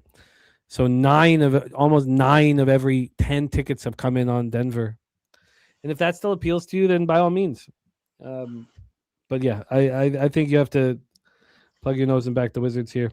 Let's roll on. Both of these spots kind of remind me of not like the spot saying the actual like travel scenario, more of like the market kind of looks very reflective in the Wizards and the Hornets game of like they're very similar markets. I don't think both of those favorites are going to win. If this was if the Nuggets were healthy with Jokic and this was a 10-point favorite, I would be on the under, right? That's the angle. Very few trends and angles I back, but the double-digit favorite on the first of a back-to-back is something that really appeals to me. Let's roll on. And Saturate says the Nuggets can't score right now. I still I don't want to get into totals unless I feel forced to get there. Like the Wizards might be ass. Say what you want about the Wizards. I mean, it's no denying that they're ass. But if there's one thing that the Wizards can do is score points. Like that's the difference between this Wizards team this year than in past years. They're not going to lay some fucking stinkers. They're gonna put up some points. You're gonna have to take them out. Like And maybe if the Nuggets don't take them out by scoring some points, then this could be one of those ones where you'd be looking at the scoreboard on your book in the fourth quarter, like, yo, how the fuck are the Wizards up by 12? Yeah, Drewski, I completely understand how you're feeling. It's, and I wish you good luck in it. I'm not excited to go bet the Wizards. Like, I'm not like, oh, it's gonna be a great night. Yeah, I'm making a lot of money tonight. I'm back in the Wizards. Let me get a little bit on the money line. Okay, let's roll on. 7:30 p.m. Eastern. Golden State Warriors 25 and 28 and 13 on the road. Dallas Mavericks 18 and 26, 13-11 at home. We're at American Airlines Center in Dallas, Texas. The way the Raptors shot against the Warriors on Tuesday was just mind-boggling. And yeah, but the Warriors were looking like they didn't give a fuck about that basketball game in the second half. It was pretty wild. They got it down to single digits, and Steph still didn't play in the fourth quarter. Steph was like, nah, I'm good, bro. Y'all got this. Like, they had the two G League players that literally played 2 hours before the game play in the fourth quarter of that game. It was like, damn, man, show some heart, show some fight. This is the NBA. 9 to 12 points is like 5. I had the Warriors plus 13.5. So you want to talk about being angry show some at fight. Steph? I thought Steph was going to come in with it. What the fuck? Why is Steph not coming in? I was like, it's down to 9 points. Why is Steph not coming? Oh, God. So Steph is in. Peyton is questionable. Obviously, Jimmy Bucket's going to be out for a long time. And then on the other side of things, we'll never see Davis again in this uniform. Gafford doubtful. So it's Flagg, Christie, Marshall, Washington, Powell, Curry, Podziemski, Moody, Green, and Quentin Post. So at least we have an idea of what the situation is like. This is a bad spot for the Warriors. Bad spot. I don't think so. I don't think so. I don't think this is that bad of a spot for the Warriors. I think this is a bad spot for Dallas. Dallas had that one sandwich game that they ended up playing at MLK, beat the Knicks. Beat the shit out of the Knicks, one of their best offensive performances that I've seen them have all year. Prior to that, they played Utah back-to-back games. So Dallas has been playing at an absurd level. This line opens up at 3.5, going to 5.5. The money line has continuously gone up towards the Warriors. The market's telling you that the Warriors is the side here. No doubt Getting blown out by Toronto in the last game, play the next two versus Minnesota. This is what you were saying in the last couple shows of, like, you want something to be expensive? No, the Warriors are expensive here. They don't want you. They're trying to appeal the line towards the bet Mavericks bettors here. But I think the Warriors are actually the side. Like, it's hands behind my back. Damn, do I not want to bet the fucking Warriors? But if you're going to give me every indication in the market that the Warriors are the side, then I'm just going to fuck around and find out here. I got a same game parlay here. Steph Curry, 20-plus points in the Warriors money line. I don't mind the Warriors minus the 5.5. Curry, 20-plus, and the money line. What did that come out to? Minus 117. Minus 117. So I'll just explain the thought process here. And it'll always be this way for me. You had an 8-game homestand and you don't get the day off. 8-game homestand. They flew to Dallas yesterday and they play Dallas today. So that will always be this 4th game in 6 nights is a bad spot for Golden State. In saying that, you're absolutely right. That this market is screaming here. It's funny, Drewski, how we can read this so differently, but the Warriors without Butler on the 4th game in 6 nights with no travel day going up to 5.5.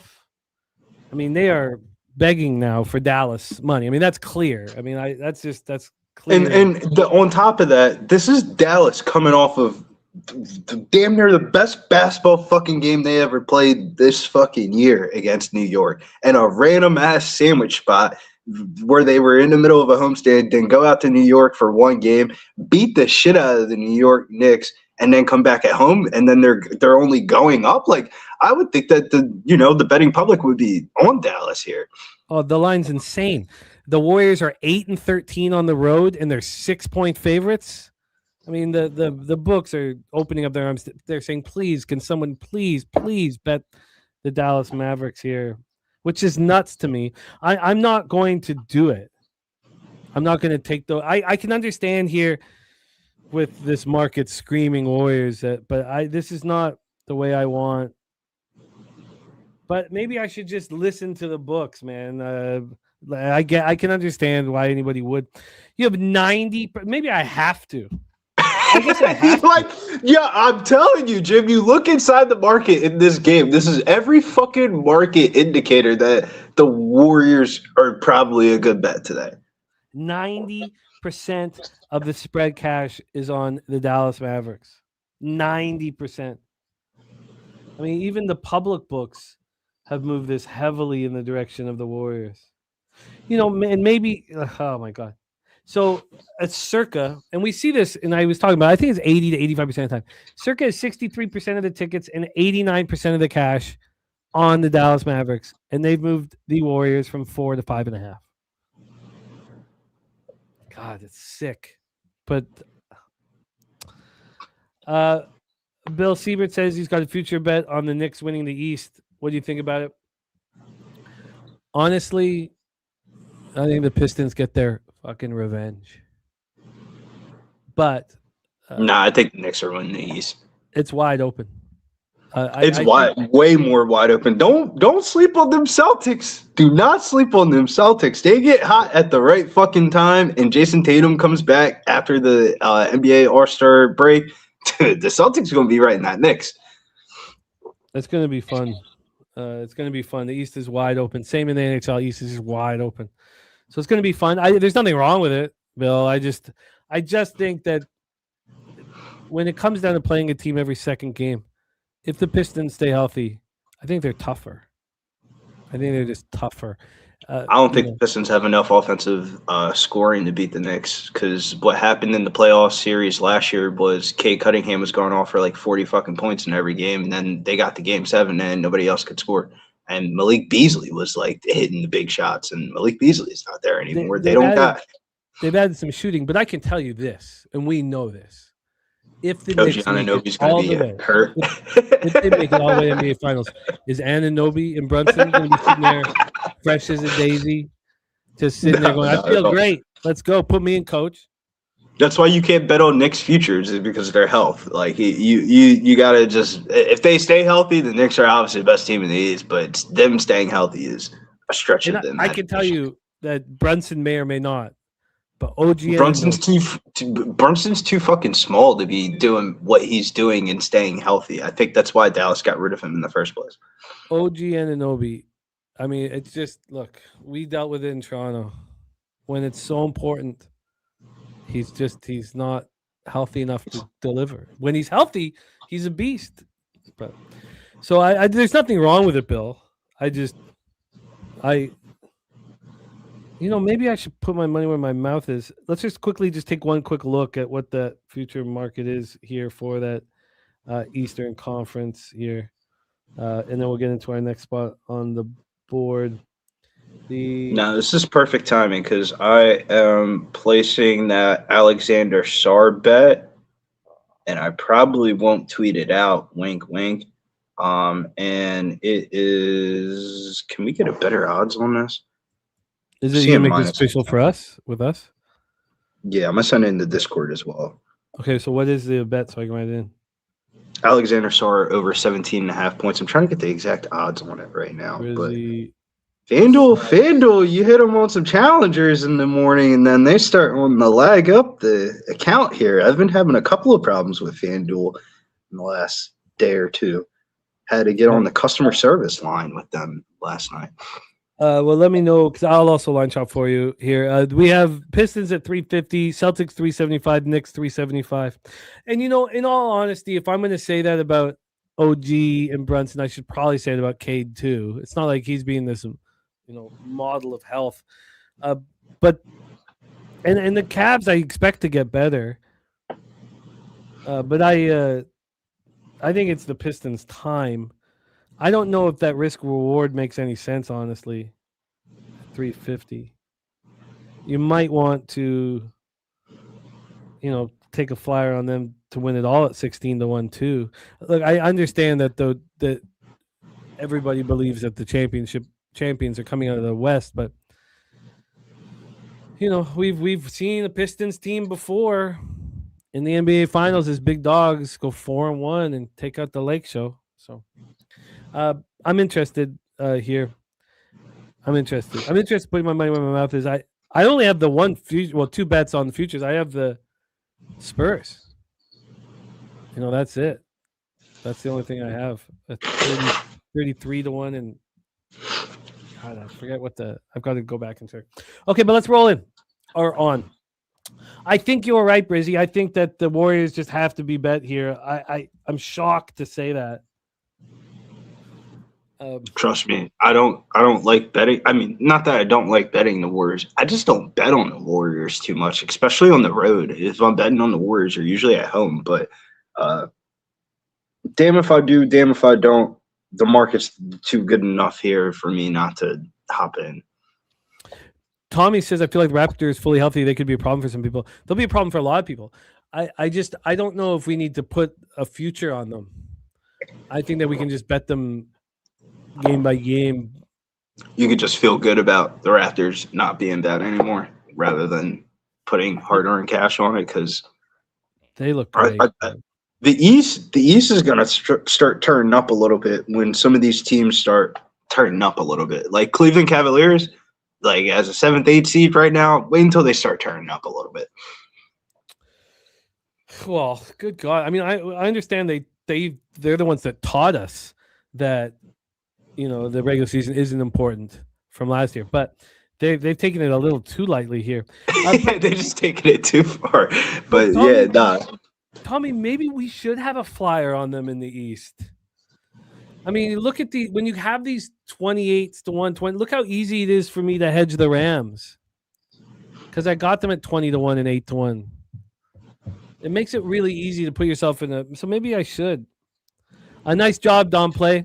I did get half of mine back taking the first half taking the full game under 189.5 at halftime, but sorry to lead you poorly. I had a couple people message me that they joined me on that, but I was hoping that you did too, Don Play. That was a bad read. I apologize to put you in that situation to start off your day. Okay, Tommy, I'm going to think about it now. I haven't really. I mean, there's a lot worse things than having the Pistons and Raptors in your pocket. Just don't want them to play each other. Tommy, I promise you, I'll start thinking about it. One of the things with the Raptors is, you know, you have the jealousy of your friends up here who have the 60 to 1s and the 80 to 1s, but let's roll on. 8 p.m. Eastern.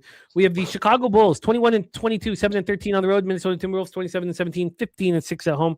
We are at the Target Center in Minnesota. These Bulls have Giddey as a probable, Williams as questionable. We have not seen Giddey since December 29th. And, you know, we all know what we do when the star player returns. For these Wolves, you have Randall questionable. Julius questionable right now. Left foot soreness. And he wasn't on their initial injury report. This has screwed me over, so I'm very hesitant to say this, you know. But he's likely not to be in. Now, you don't want to make your whole bet based on that because these guys have been in at times. But, you know, we want to fade the star player returning, especially the Bulls. The Bulls, you know, just destroyed both the Nets and the Clippers. And, you know, what did we see from the Bulls' counterpart in hockey? Now, I know Bedard and Giddey. I mean, that's no comparison to anybody we'll ever make. But they were winning games without their star player, and their star player came back, and they promptly lost 4 in a row. We have the Timberwolves losers of 3 straight, all on the road, so they can come back and fix that. They also had 2 days off between those losses to the Spurs and the Jazz. The Jazz, a pretty egregious loss here. Justin saying Timberwolves off a loss, going to score 130. Spenny said he wanted Randall, but he's questionable now.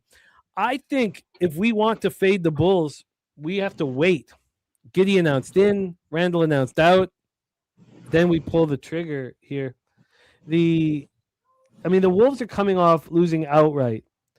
as 12.5-point favorites. They opened up at 10.5, closed at 12.5. They were outscored by 17 in the fourth quarter. I mean, that's pretty horrific. Drewski looking at Edwards under 29.5 points. Let's grab this line history and then send this over to our guy Brizzy. Line history wise, we have Chicago plus 8.5. The line opened up at 9.5, moved to 9, moved to 8.5, and it'll keep moving towards Chicago with the Giddey announcement and hopefully the Randall announcement. From a total standpoint, we have a 238. This opened up at 238, quickly went up to 240. Now we're right back at 238. And when we get to the cash flow here, nice, Spooner. Absolutely, we can. I love to see it. I will copy and paste that in a second here. So now here we go. Now we don't need to worry about Monmouth. Now Monmouth might be added, but Spooner and I 9-1 right now when we're on the same action. So we'll see if we can go 10-1, man, with the Panthers. So here we have 69% of tickets, 86% of cash on the Bulls, 67% of tickets on the under, 94% cash on the under. Justin says it seems like a page from Matty Ice, Timberwolves spread and team total over. I think you're right, Justin, but I think we have to wait.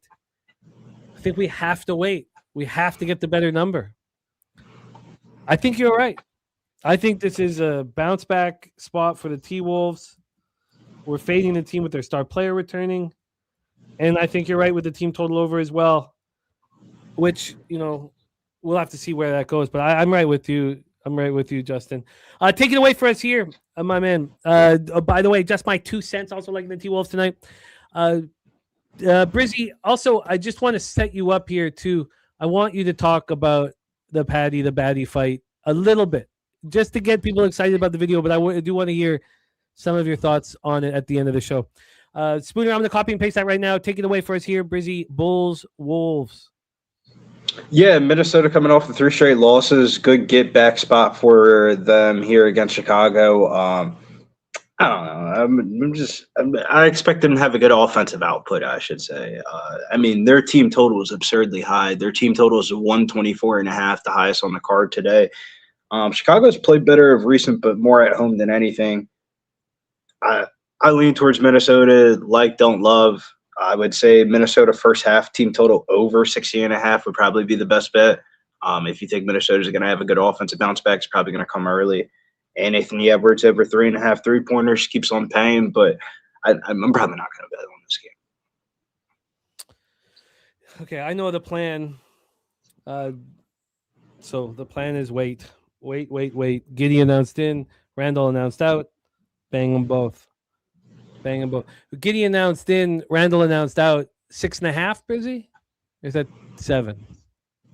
Probably 6.5, I would imagine, depending on how much public money's on Minnesota. But I think the public's gotten burnt by Minnesota too many times in the last week where they don't want to bet them. Exactly. Oh, I'm right with you. The 3 bad losses in a row. Exactly. No, we can't. Let's roll on. The only thing that makes me worried about Minnesota is they could win this game and so blow the cover part of it. Yeah. No, I get it. I get it. This card's really coming together. I'm gonna have a nice big juicy card after not having a big one. If their team total's 124.5, this final score of this game could be 128 to 122, and you would be pissed. Oh, I feel you. Let's roll on to the next spot on the board. Stacks play of the day. Victor Wembanyama, who hopefully we'll see down in San Antonio. He has gone to the Southtown 101. We have the mural of him. 2 actually murals of him there. Wemby, 3 3-pointers made. 3 or more at plus 105 for Wemby. Let's set this one up here. We have a total of 237. This opened up at 238.5. It did get down to 236.5, and now we are sitting at 237. Take a look at the spread here for this one. From a spread perspective, we have Utah plus 13, minus 108. They opened up at plus 13. Got 13.5 down 12.5, and we're sitting here at 13. Let's take a look at the expected lineups here. So no Vassell, no Cornette, and Shohan is questionable. Let's see if he was at shoot around. Oh, he's sick. He is sick. So you want to see Kelly Olnick moving, clunking around the court. Might get that opportunity tonight. Markkanen out. Sensabaugh questionable. And George questionable.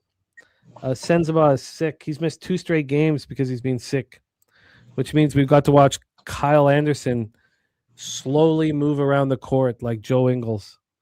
And then we have Keontae George dealing with a left forearm strain. God, he's being this guy's a beast, man. He's averaging 24.4 points per game, 60th overall pick. I low-key think Utah's the side here. Good God. Drewski is on George under here with that forearm strain. 3 straight games of 29 points. God, he's just running hot. So let's set this one up. The Jazz, of course, coming off that excellent performance to snap their losing streak at home versus Minnesota. Now they get to stay home. It is their 3rd game in 4 nights, but same with the Spurs, and the Spurs have dealt with a ton of travel as well. And the Spurs just beat the Jazz at home by this exact spread, 123-110. Can the Jazz fight back here? Cash flow wise, we have 58% of tickets, 52% cash on the Jazz. I see 13s everywhere, but not at Circa. They've gone from 14 to 12.5. Yeah, you have every right to feel like the Jazz are live here, Brizzy. I get it. Take it away, my man. Spurs Jazz. Yeah, I don't want to underestimate the Jazz here, even without Laurie out of the lineup. I mean, if you look at San Antonio's ATS record as double-digit favorites, it's god-awful. 5-15 ATS last 20 games. It's a double-digit favorite, failing to cover the last 3 double-digit spreads. Utah 25-19 ATS at home. They just played each other. I think Utah's the side here. I would lean towards Utah plus 13 here. Utah team total over 111.5 here. And I would, if Utah is going to be live in this game, then this probably goes up and over the total 236.5 here. Favorite player prop in this game, probably won't bet it, but it stands out to me. Kyle Filipowski over 18.5 points and rebounds. They keep on putting Nurkic in the starting lineup, but he's not actually a starter. Is that Filipowski official action for you? No. But if you're running like Prize Picks or Chalkboard, one of those type of websites or something like that, I would definitely give Kyle Filipowski a look. Like if you hit his thing and just look at his recent performances, points and rebounds wise, he's been smashing his points and rebounds line. And if he's coming off the bench here in this one, that means he's getting the non-Victor Wembanyama minutes. So I think Kyle Filipowski goes up and over. The only reason why I'm not betting is because I'm not trying to have fucking 30 bets on the fucking card today. I'm just going to have like 5 or 6. Jazz covered first half in full game in San Antonio. They're 16.5 point dogs. It's hard not to find them appealing here, despite the injuries. I mean, if you look at that game against the Spurs shot 56% from the field, Jazz 40%. Spurs shot 42% from 3. The Jazz shot 35%. I mean... And the Jazz easily covered the first half and also covered the 4th game. Now, the problem is, are we worried about George's forearm injury? Is that enough to be worried about? Because in this game here, like, Filipowski had a nice game. Kevin Love got 11 rebounds. But no, I mean, Keontae George shot 7 of 20 from the field. Jurkic did have a good night, like Spenny's talking about. All right, I'm interested. Yeah, he had a triple-double. Yeah, I'm interested. Interested in the Jazz here as well. Should there be any concern about backing the Jazz after a great basketball game? Or no, they're back at home and they're going to play a little better? I was actually looking. I don't know how this came up on my feed or what I was doing for it to come up on my feed, but Will Hardy, the Jazz coach, he was just ripping at the fucking players. Hopefully I can find the video, but he was like saying to him, like, "Aren't you guys tired of fucking losing? Give me something here. Give me something. Let's go win a basketball game." And I was like, he was like talking to him like if they're like college students and not like NBA multimillionaires. And it kind of gave me a newfound respect for Will Hardy because I got the video. Here we go. See if I can put this up. We can't use the audio though. I think we'll. All right, I'll share it in Discord. But it's a really good video of like what's I don't know. It's a good synopsis of like why the Utah Jazz have been playing good because they got a good fucking basketball coach, man. He's out here trying to win games. Again, we have this huge possible score if the Jazz can get into the playing game, but now that the Clippers have stepped up, Jazz won't be in the playing game. Yeah, they have the talent too, but the front office, like I think we can't over exaggerate like how stupid these NBA front offices are, and they're just like pick hoarders. They just think that they have the best pick, that they're going to get the best team possible, and they just don't see how the Wizards are top 5 pick every year, and they fucking still suck. Yeah, it's now it's 100-1. 100-1. It's not impossible. 100-1 seems like a fair, especially saying they won a lottery pick. All right, let's roll on. Let's roll on here. I'm interested in the Jazz. We have Lakers Clippers into a dome in Inglewood, California. This will be a fun game for us this evening. Let's talk about who will be in the lineup. Reeves out, and then we have Kawhi questionable right now. Kawhi questionable. So he's missed 3 straight games, and there's a chance he'll be out there, but it's not a... Sorry? I don't think he's playing. It's not fun hoping that he's in. Not fun at all. So we'll see if the market is indicative. It kind of, I mean, don't you feel like, I mean, the Lakers went from dog to favorite, which would lead you to think that he might be in. Lakers have won 2 straight games going up against a Clippers team that is finally coming home off of a bad road trip. Now, they are coming off of a loss, which is somewhat appealing, but I don't know if it's appealing enough. You know, yesterday... They had a long road trip. Say what, my man? That was a pretty long road trip. Just 3 games. They had the 2 games at home, Monday and Wednesday, that sandwiched it, or it would have been 6 because they were on the road before that. But that Toronto and the Washington game, both of those were supposed to be like not walk in the park type of games, but like they had to exert a lot of energy in those 2 games, and they ended up going into Chicago and whooping that ass. So maybe they save some energy there. No doubt at all. That win over the Raptors, I just loved that cap with Justin. The whole idea was we were only going to bet the Raptors if Kawhi was in. And Justin had the huge CLV with Kawhi being announced out. Justin had the Raptors at +2. They go to -2, and he bought out of it. That was elite capping. That was one of those caps that'll sit with me forever. We got Drewski on the Clippers money line. Saturated said he's fading LeBron if he plays, and TC on a Timberwolves Lakers money line parlay. So Lakers Clippers, let's set up this line history and hand it over to our expert Billy Brisbane. We have the Clippers opening up -2.5. So maybe I'm wrong then. I guess you're right. There's opening up 2.5 now to pick them. There's nothing worse in betting NBA than Kawhi Leonard being questionable and your bet being predicated on him being in. This total's opened up at 225. It's dropped to 223. And when we get to the cash flow, 67% of the tickets, 78% of cash on the Lakers line moving their direction. 84% tickets, 81% cash on the under. Take it away for us, Brizzy. We're in Inglewood, California, into a dome. Lakers, Clippers. Yeah, hate to burst the bubble.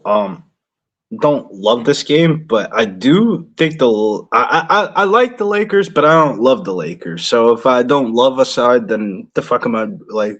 I don't feel like gambling. Maybe if I was at a casino, I'd probably add the Lakers, but I actually think the under could probably be the better bet than picking a side here. But the Lakers are a side for me. Playing the Clippers. So let me preface this by saying, like, the Clippers are the oldest team in the league. They play a very slow pace type of game. The Lakers have the advantage without Kawhi being out there. They're playing another old team. This is going to be a slow-paced game. They're not going to have to worry about getting ran off the court like they usually do against these younger teams in the NBA. Clippers coming back from a quick 3-game road trip, 2 days off. But I like the Lakers, and I like the under here. I think the under is probably the better bet, under 223.5, but probably wait for that total to go up, because there'll probably just be blind money bet on the over just because it's a primetime television game. But I like the under, and I like the Lakers.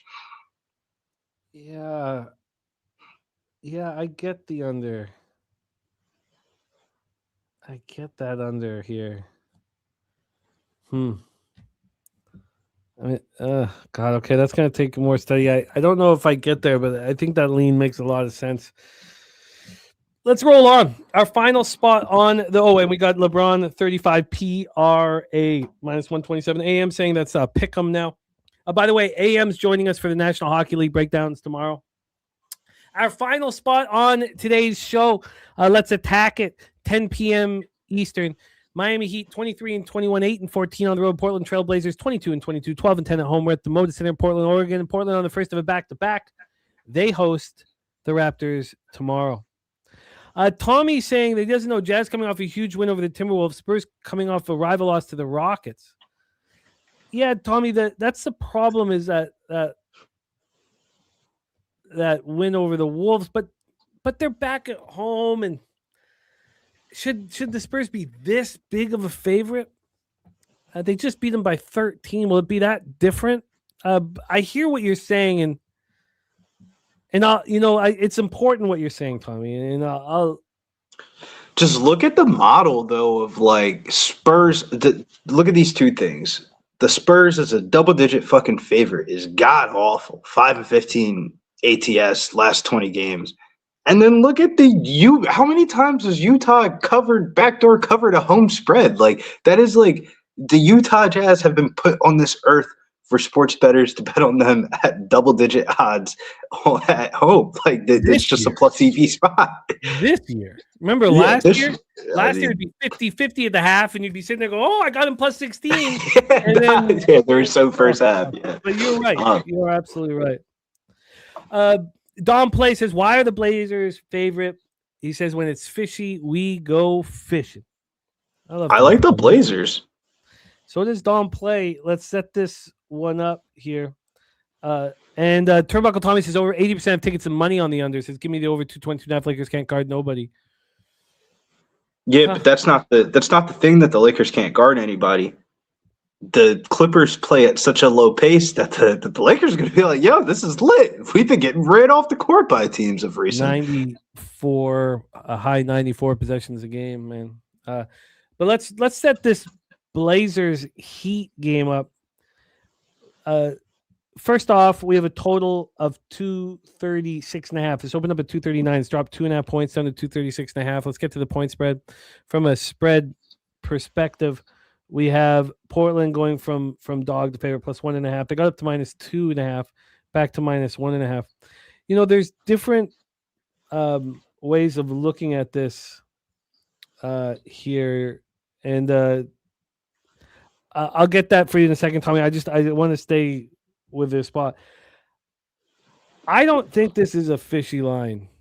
I mean, the Heat are 8-14 on the road. Now, could we say, well, it's a fishy line when the Heat are healthy? Yes, but no Khalil Ware, no Tyler Hero, now Powell probable, Mitchell now questionable. It's a disrespect to the Portland Trailblazers, if anything. I mean, they've been rolling. Yeah, I would. Well, let's sit with it longer as we can kind of figure this one out. Devian Mitchell also, as you guys talking about on the chat, that's a late addition to the injury report I mean, look at the Blazers. They're 8-2 straight up ATS last 10 games on a 3-game win streak, playing at home with Drew Holiday back and healthy. They have Caleb Love coming off the bench, and how much do head-to-head fucking records really matter? Yeah, the Heat own the head-to-head record, but I mean, the Blazers at pick'em against the Heat. If you just erase the jersey names and you put Team A, Team B, you'd be betting the shit out of the Blazers at pick'em odds. Yeah, this is, and look at this. So I don't know if Drew plays, and I know these lists is questionable, so that's the thing. But because this is first leg of a back-to-back, they host the Raptors tomorrow. Why not give Drew an extra day? I don't know. So I mean, obviously, you'd really want him in here. Then we have Grant questionable, Sissoko questionable. I mean, it's just. But you would want plus money on it, I would imagine. Avdia and Kamara, I mean, they can handle this. Sharp, Kamara, Avdia, 1, 2, 3. Klingen's fine at the 5. I just, for me, is this line fishy? Honestly, it's fishy because the Blazers should have opened as favorites. They've won 3 straight games. They're 12-10 at home. The Heat are 8-14 on the road. We just watched them get pummeled by the Warriors. And who cares if they beat the Kings on the next night? This is their 3rd game in 4 nights. The Blazers have rest. It is the first leg of a back-to-back, but fishy, yeah, it's fishy because I don't care that this line's moving towards the Blazers. Saturated says, how isn't this an over?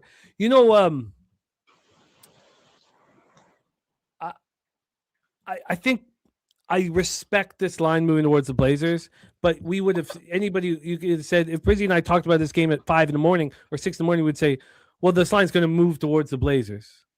Right? I mean, it's just simple. This is a team winning basketball games, 12-10 at home against a Heat team that's banged up, that's 8-14 on the road. I think people see the plus money on Miami and that appeals them. It's I think that's why Miami's at plus money, because if you saw the Heat at plus money against the Portland Trail Blazers, I mean, if you just looked at the game without even looking at the stats, you bet the Heat here at plus 100 against the Portland Trail Blazers. What?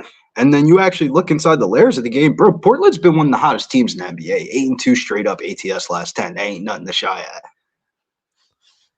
I don't know. I don't think this, unless I'm wrong with what you're talking about. Avdia came back already. He's played a game, so I don't think the star player theory is relevant here. Avdia played 31 minutes and had 30 points against the Kings in the last game, and they won.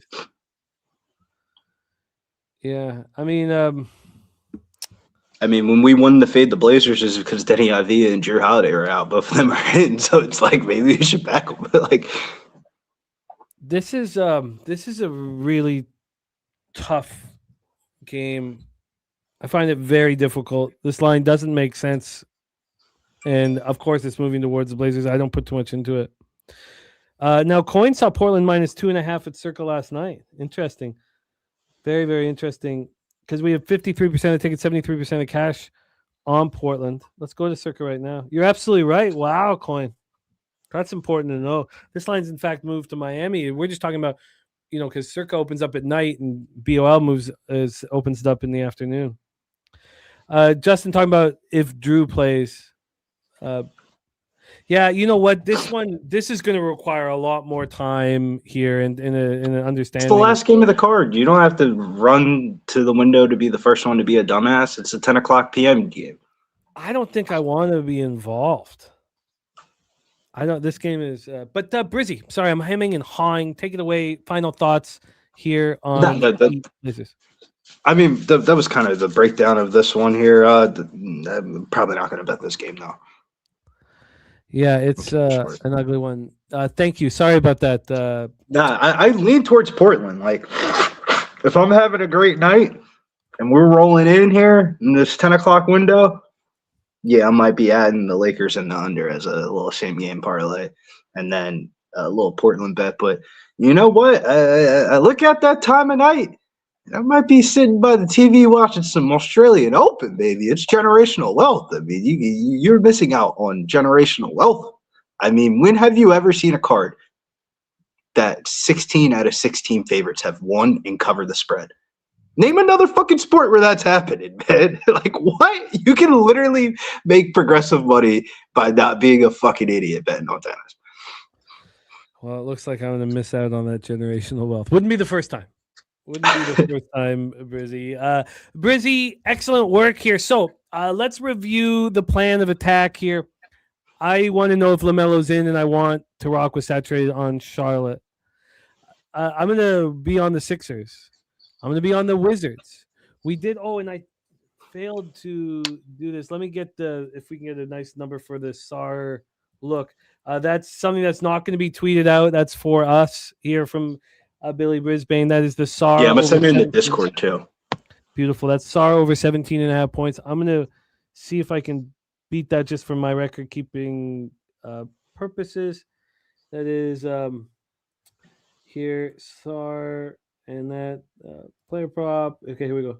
So we are getting, wow, that's juiced like crazy here. Wow, that's minus 162. What were you getting?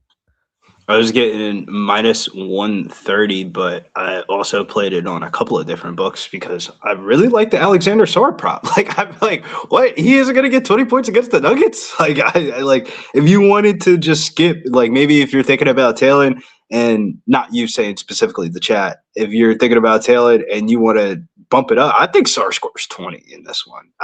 Like, you could ladder this 17.5, 20, 25, like, Sarr should have a game here. His best career game ever has came against the Denver Nuggets last year, and the other game the other day he had like 28 points. I think he goes off again. I just think that the general public sees a Wizards game and they're not looking at any fucking player props in a Wizards game. Like, they're just skipping right over. If they're betting a player prop, they're betting. I can the get Nuggets. you the 17.5 right now at 365 at minus 112. Minus 112. And this very sharp offshore is sitting at minus 162. God, that's very, very nice. I've not seen that. Wow. Okay. Over 17.5 points, minus 112. I'm not something inside of me screaming, you got to bet that right this second. I'm just gonna take it. I already liked it. The market checked out for it, and the matchup looks even better. And it kind of fits the theory. I really think the Wizards could win that basketball game. If they win that basketball game, they're gonna need an Alexander Sarr game. Oh, I forgot. Carter's got fucking basketball at 4:00, and I've got action to get in. Sarr over 17.5 points for Brizzy at minus 112. I'm interested in the Wizards. Then we have Brizzy on Curry 20 plus points and the Warriors money line minus 117. I am astonished that this market is forcing me to bet the Warriors. And then I'm going to wait on the Timberwolves and team total over. I want Gideon announced in, which we know, and that's probably baked in the line already, but then Randall out and see what happens. Then the Jazz, I hear what Turnbuckle Tommy's saying, and I'm going to put a little bit extra time on it. And then these two late games. Look, I'm going to want to bet the Lakers-Clippers game. So I'm not just going to let it go. But at this point, it's not very appealing. So of official action, we'll see what Brizzy tweets out. We have those two spots. Now, he's deciding between Sixers money line or spread. So we know that's going to be added. But Sarr over 17.5 points. As well as Curry 20 plus in the money line minus 117. Brizzy. Yeah, that's the card. That's the card. I ended up going money line plus 120. I looked at the market in New Jersey. The market in New Jersey was different from the one that you read off. The market in New Jersey was heavily in favor towards the Houston Rockets. So I feel comfortable enough taking the money line. It was like plus 120. Plus 120. So we have the Brizzy's full card. And God, that's crazy. Minus 162. For Sarr? I mean, that's just crazy. Brizzy, I've got to head out and get Carter to basketball. Ella's got basketball right after, but I will have time to get action in here now, and then whatever I miss, I can get in between their practices. Brizzy, excite us about Patty the Batty? Patty the Batty in 30 seconds here. We got Patty the Batty, Justin Gaethje, in the Paramount era here at Pub Sports Radio. Make sure you guys tune in. Pay-per-views start at 5 o'clock now during the Paramount era. We're going to be going live from the prelims to the main event here. And the main event is a absolute banger. You got America's great Justin Gaethje, the leader in the company for most bonuses, taking on English's Patty the Pimblett. Oh, Patty the Batty. And we've seen this time and time again where everybody loves Justin Gaethje. He's a big dog. He can knock anybody out. But if there's one thing I know about Justin Gaethje, he gets into these title fights. They give him wrestlers. He gives up his back, and he gets submitted. Now, Patty could ground and pound him out. So don't get too caught up in just betting the submission prop, because there's definitely a world and scenario where Patty just ground and pounds him out. I think you take Patty inside a distance here and you parlay up Patty the Batty. If you wanted to get degenerate style, the co-main event is the Sugar Show. Sugar Show is back in action against Song Yadong. So the co-main and the main event are really carrying this card. If you guys want to see what are the prelim bets that we like, make sure you guys tune to the Locker Room Talk podcast recorded on Tuesday. Have a lot of bets in there. Make sure you guys check out the Discord under the UFC tab. TC's got some bets posted in there for this weekend. And then Friday, the sheet comes out where we give out one best bet from all of the panel members. I love it, Brizzy. Thank you for your hard work. Excited that you guys are back in business, man. I dropped Brizzy's X handle here in the chat. Hit that link. Support our guy, Brizzy. Steve G says Dobbins back in practice and looks amazing. I can't wait for both of these games this weekend. We got the big UFC live stream on Saturday, and then Sunday night, Rams Seahawks, man. A game that means a lot to my bankroll and future. Brizzy, thank you for your time, man. Any last words for the Capper supporting the show? Yeah, make sure you stack that cash. Hop up in the Discord if you guys haven't already. Silver and gold members. I mean, each tab is popping off, but we also got Australian Open Day 3 today, and I'm excited, licking my chops for this slate. Big Benzo into the third round. We go. I love it. There he is, our guy, Billy Brisbane in the house. We also have Pig Milk Play of the Day. Pig Milk Play of the Day is the College of Charleston. -3.5 for our guy, Billy Friedrich. Let's get those pig titties out.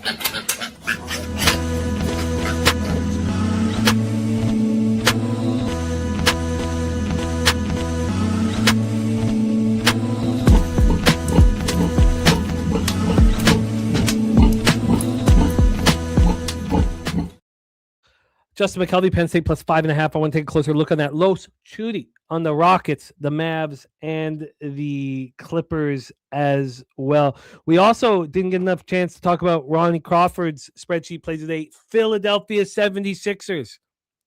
I want to join the Buffalo Sabres and Robert Morris. All moves from our guy, Ron Crawford, spreadsheet play of the day.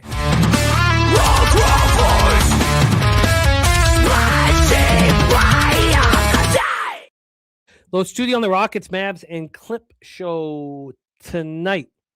A 9 Legacy, Sixers, Bulls, Arkansas State, Siena, Long Beach State, and the Oilers. Sham is on USF Moneyline. I'm going to join him on that. God, I got a lot of this 4 o'clock basketball practice really pissing me off, man. Slatsy got the Sabres last night, +115, fading his team.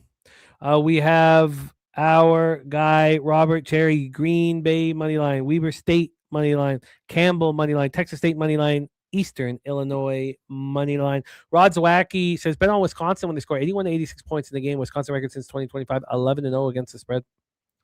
Rod Zawacki, Vegas Moneyline, Vegas or first period and full game. Justin McKelvey on the Bruins. I'm going to join him on that. Then we have in NHL. I'm going to move on to Bruins. I haven't done it yet. Bobano on the over 6. Bobano on the first period over 1.5 and the full game over 6.5 in Buffalo, Montreal. I'm interested in the under in Chicago, Carolina. I've got a lot of interest in additions to make. Bobano on Chicago to score a goal in the first period. I'm interested in the Jackets. Here. Bobano on the Senators money line, team total over 3, first period over 1.5, full game over 6. I'm going to be on the other side. There's a couple spots. The only 2 spots we're on this side, these 2 games. I expect to be on the Predators and fade Reimer. They want me to believe in these goddamn miracles, man. We have.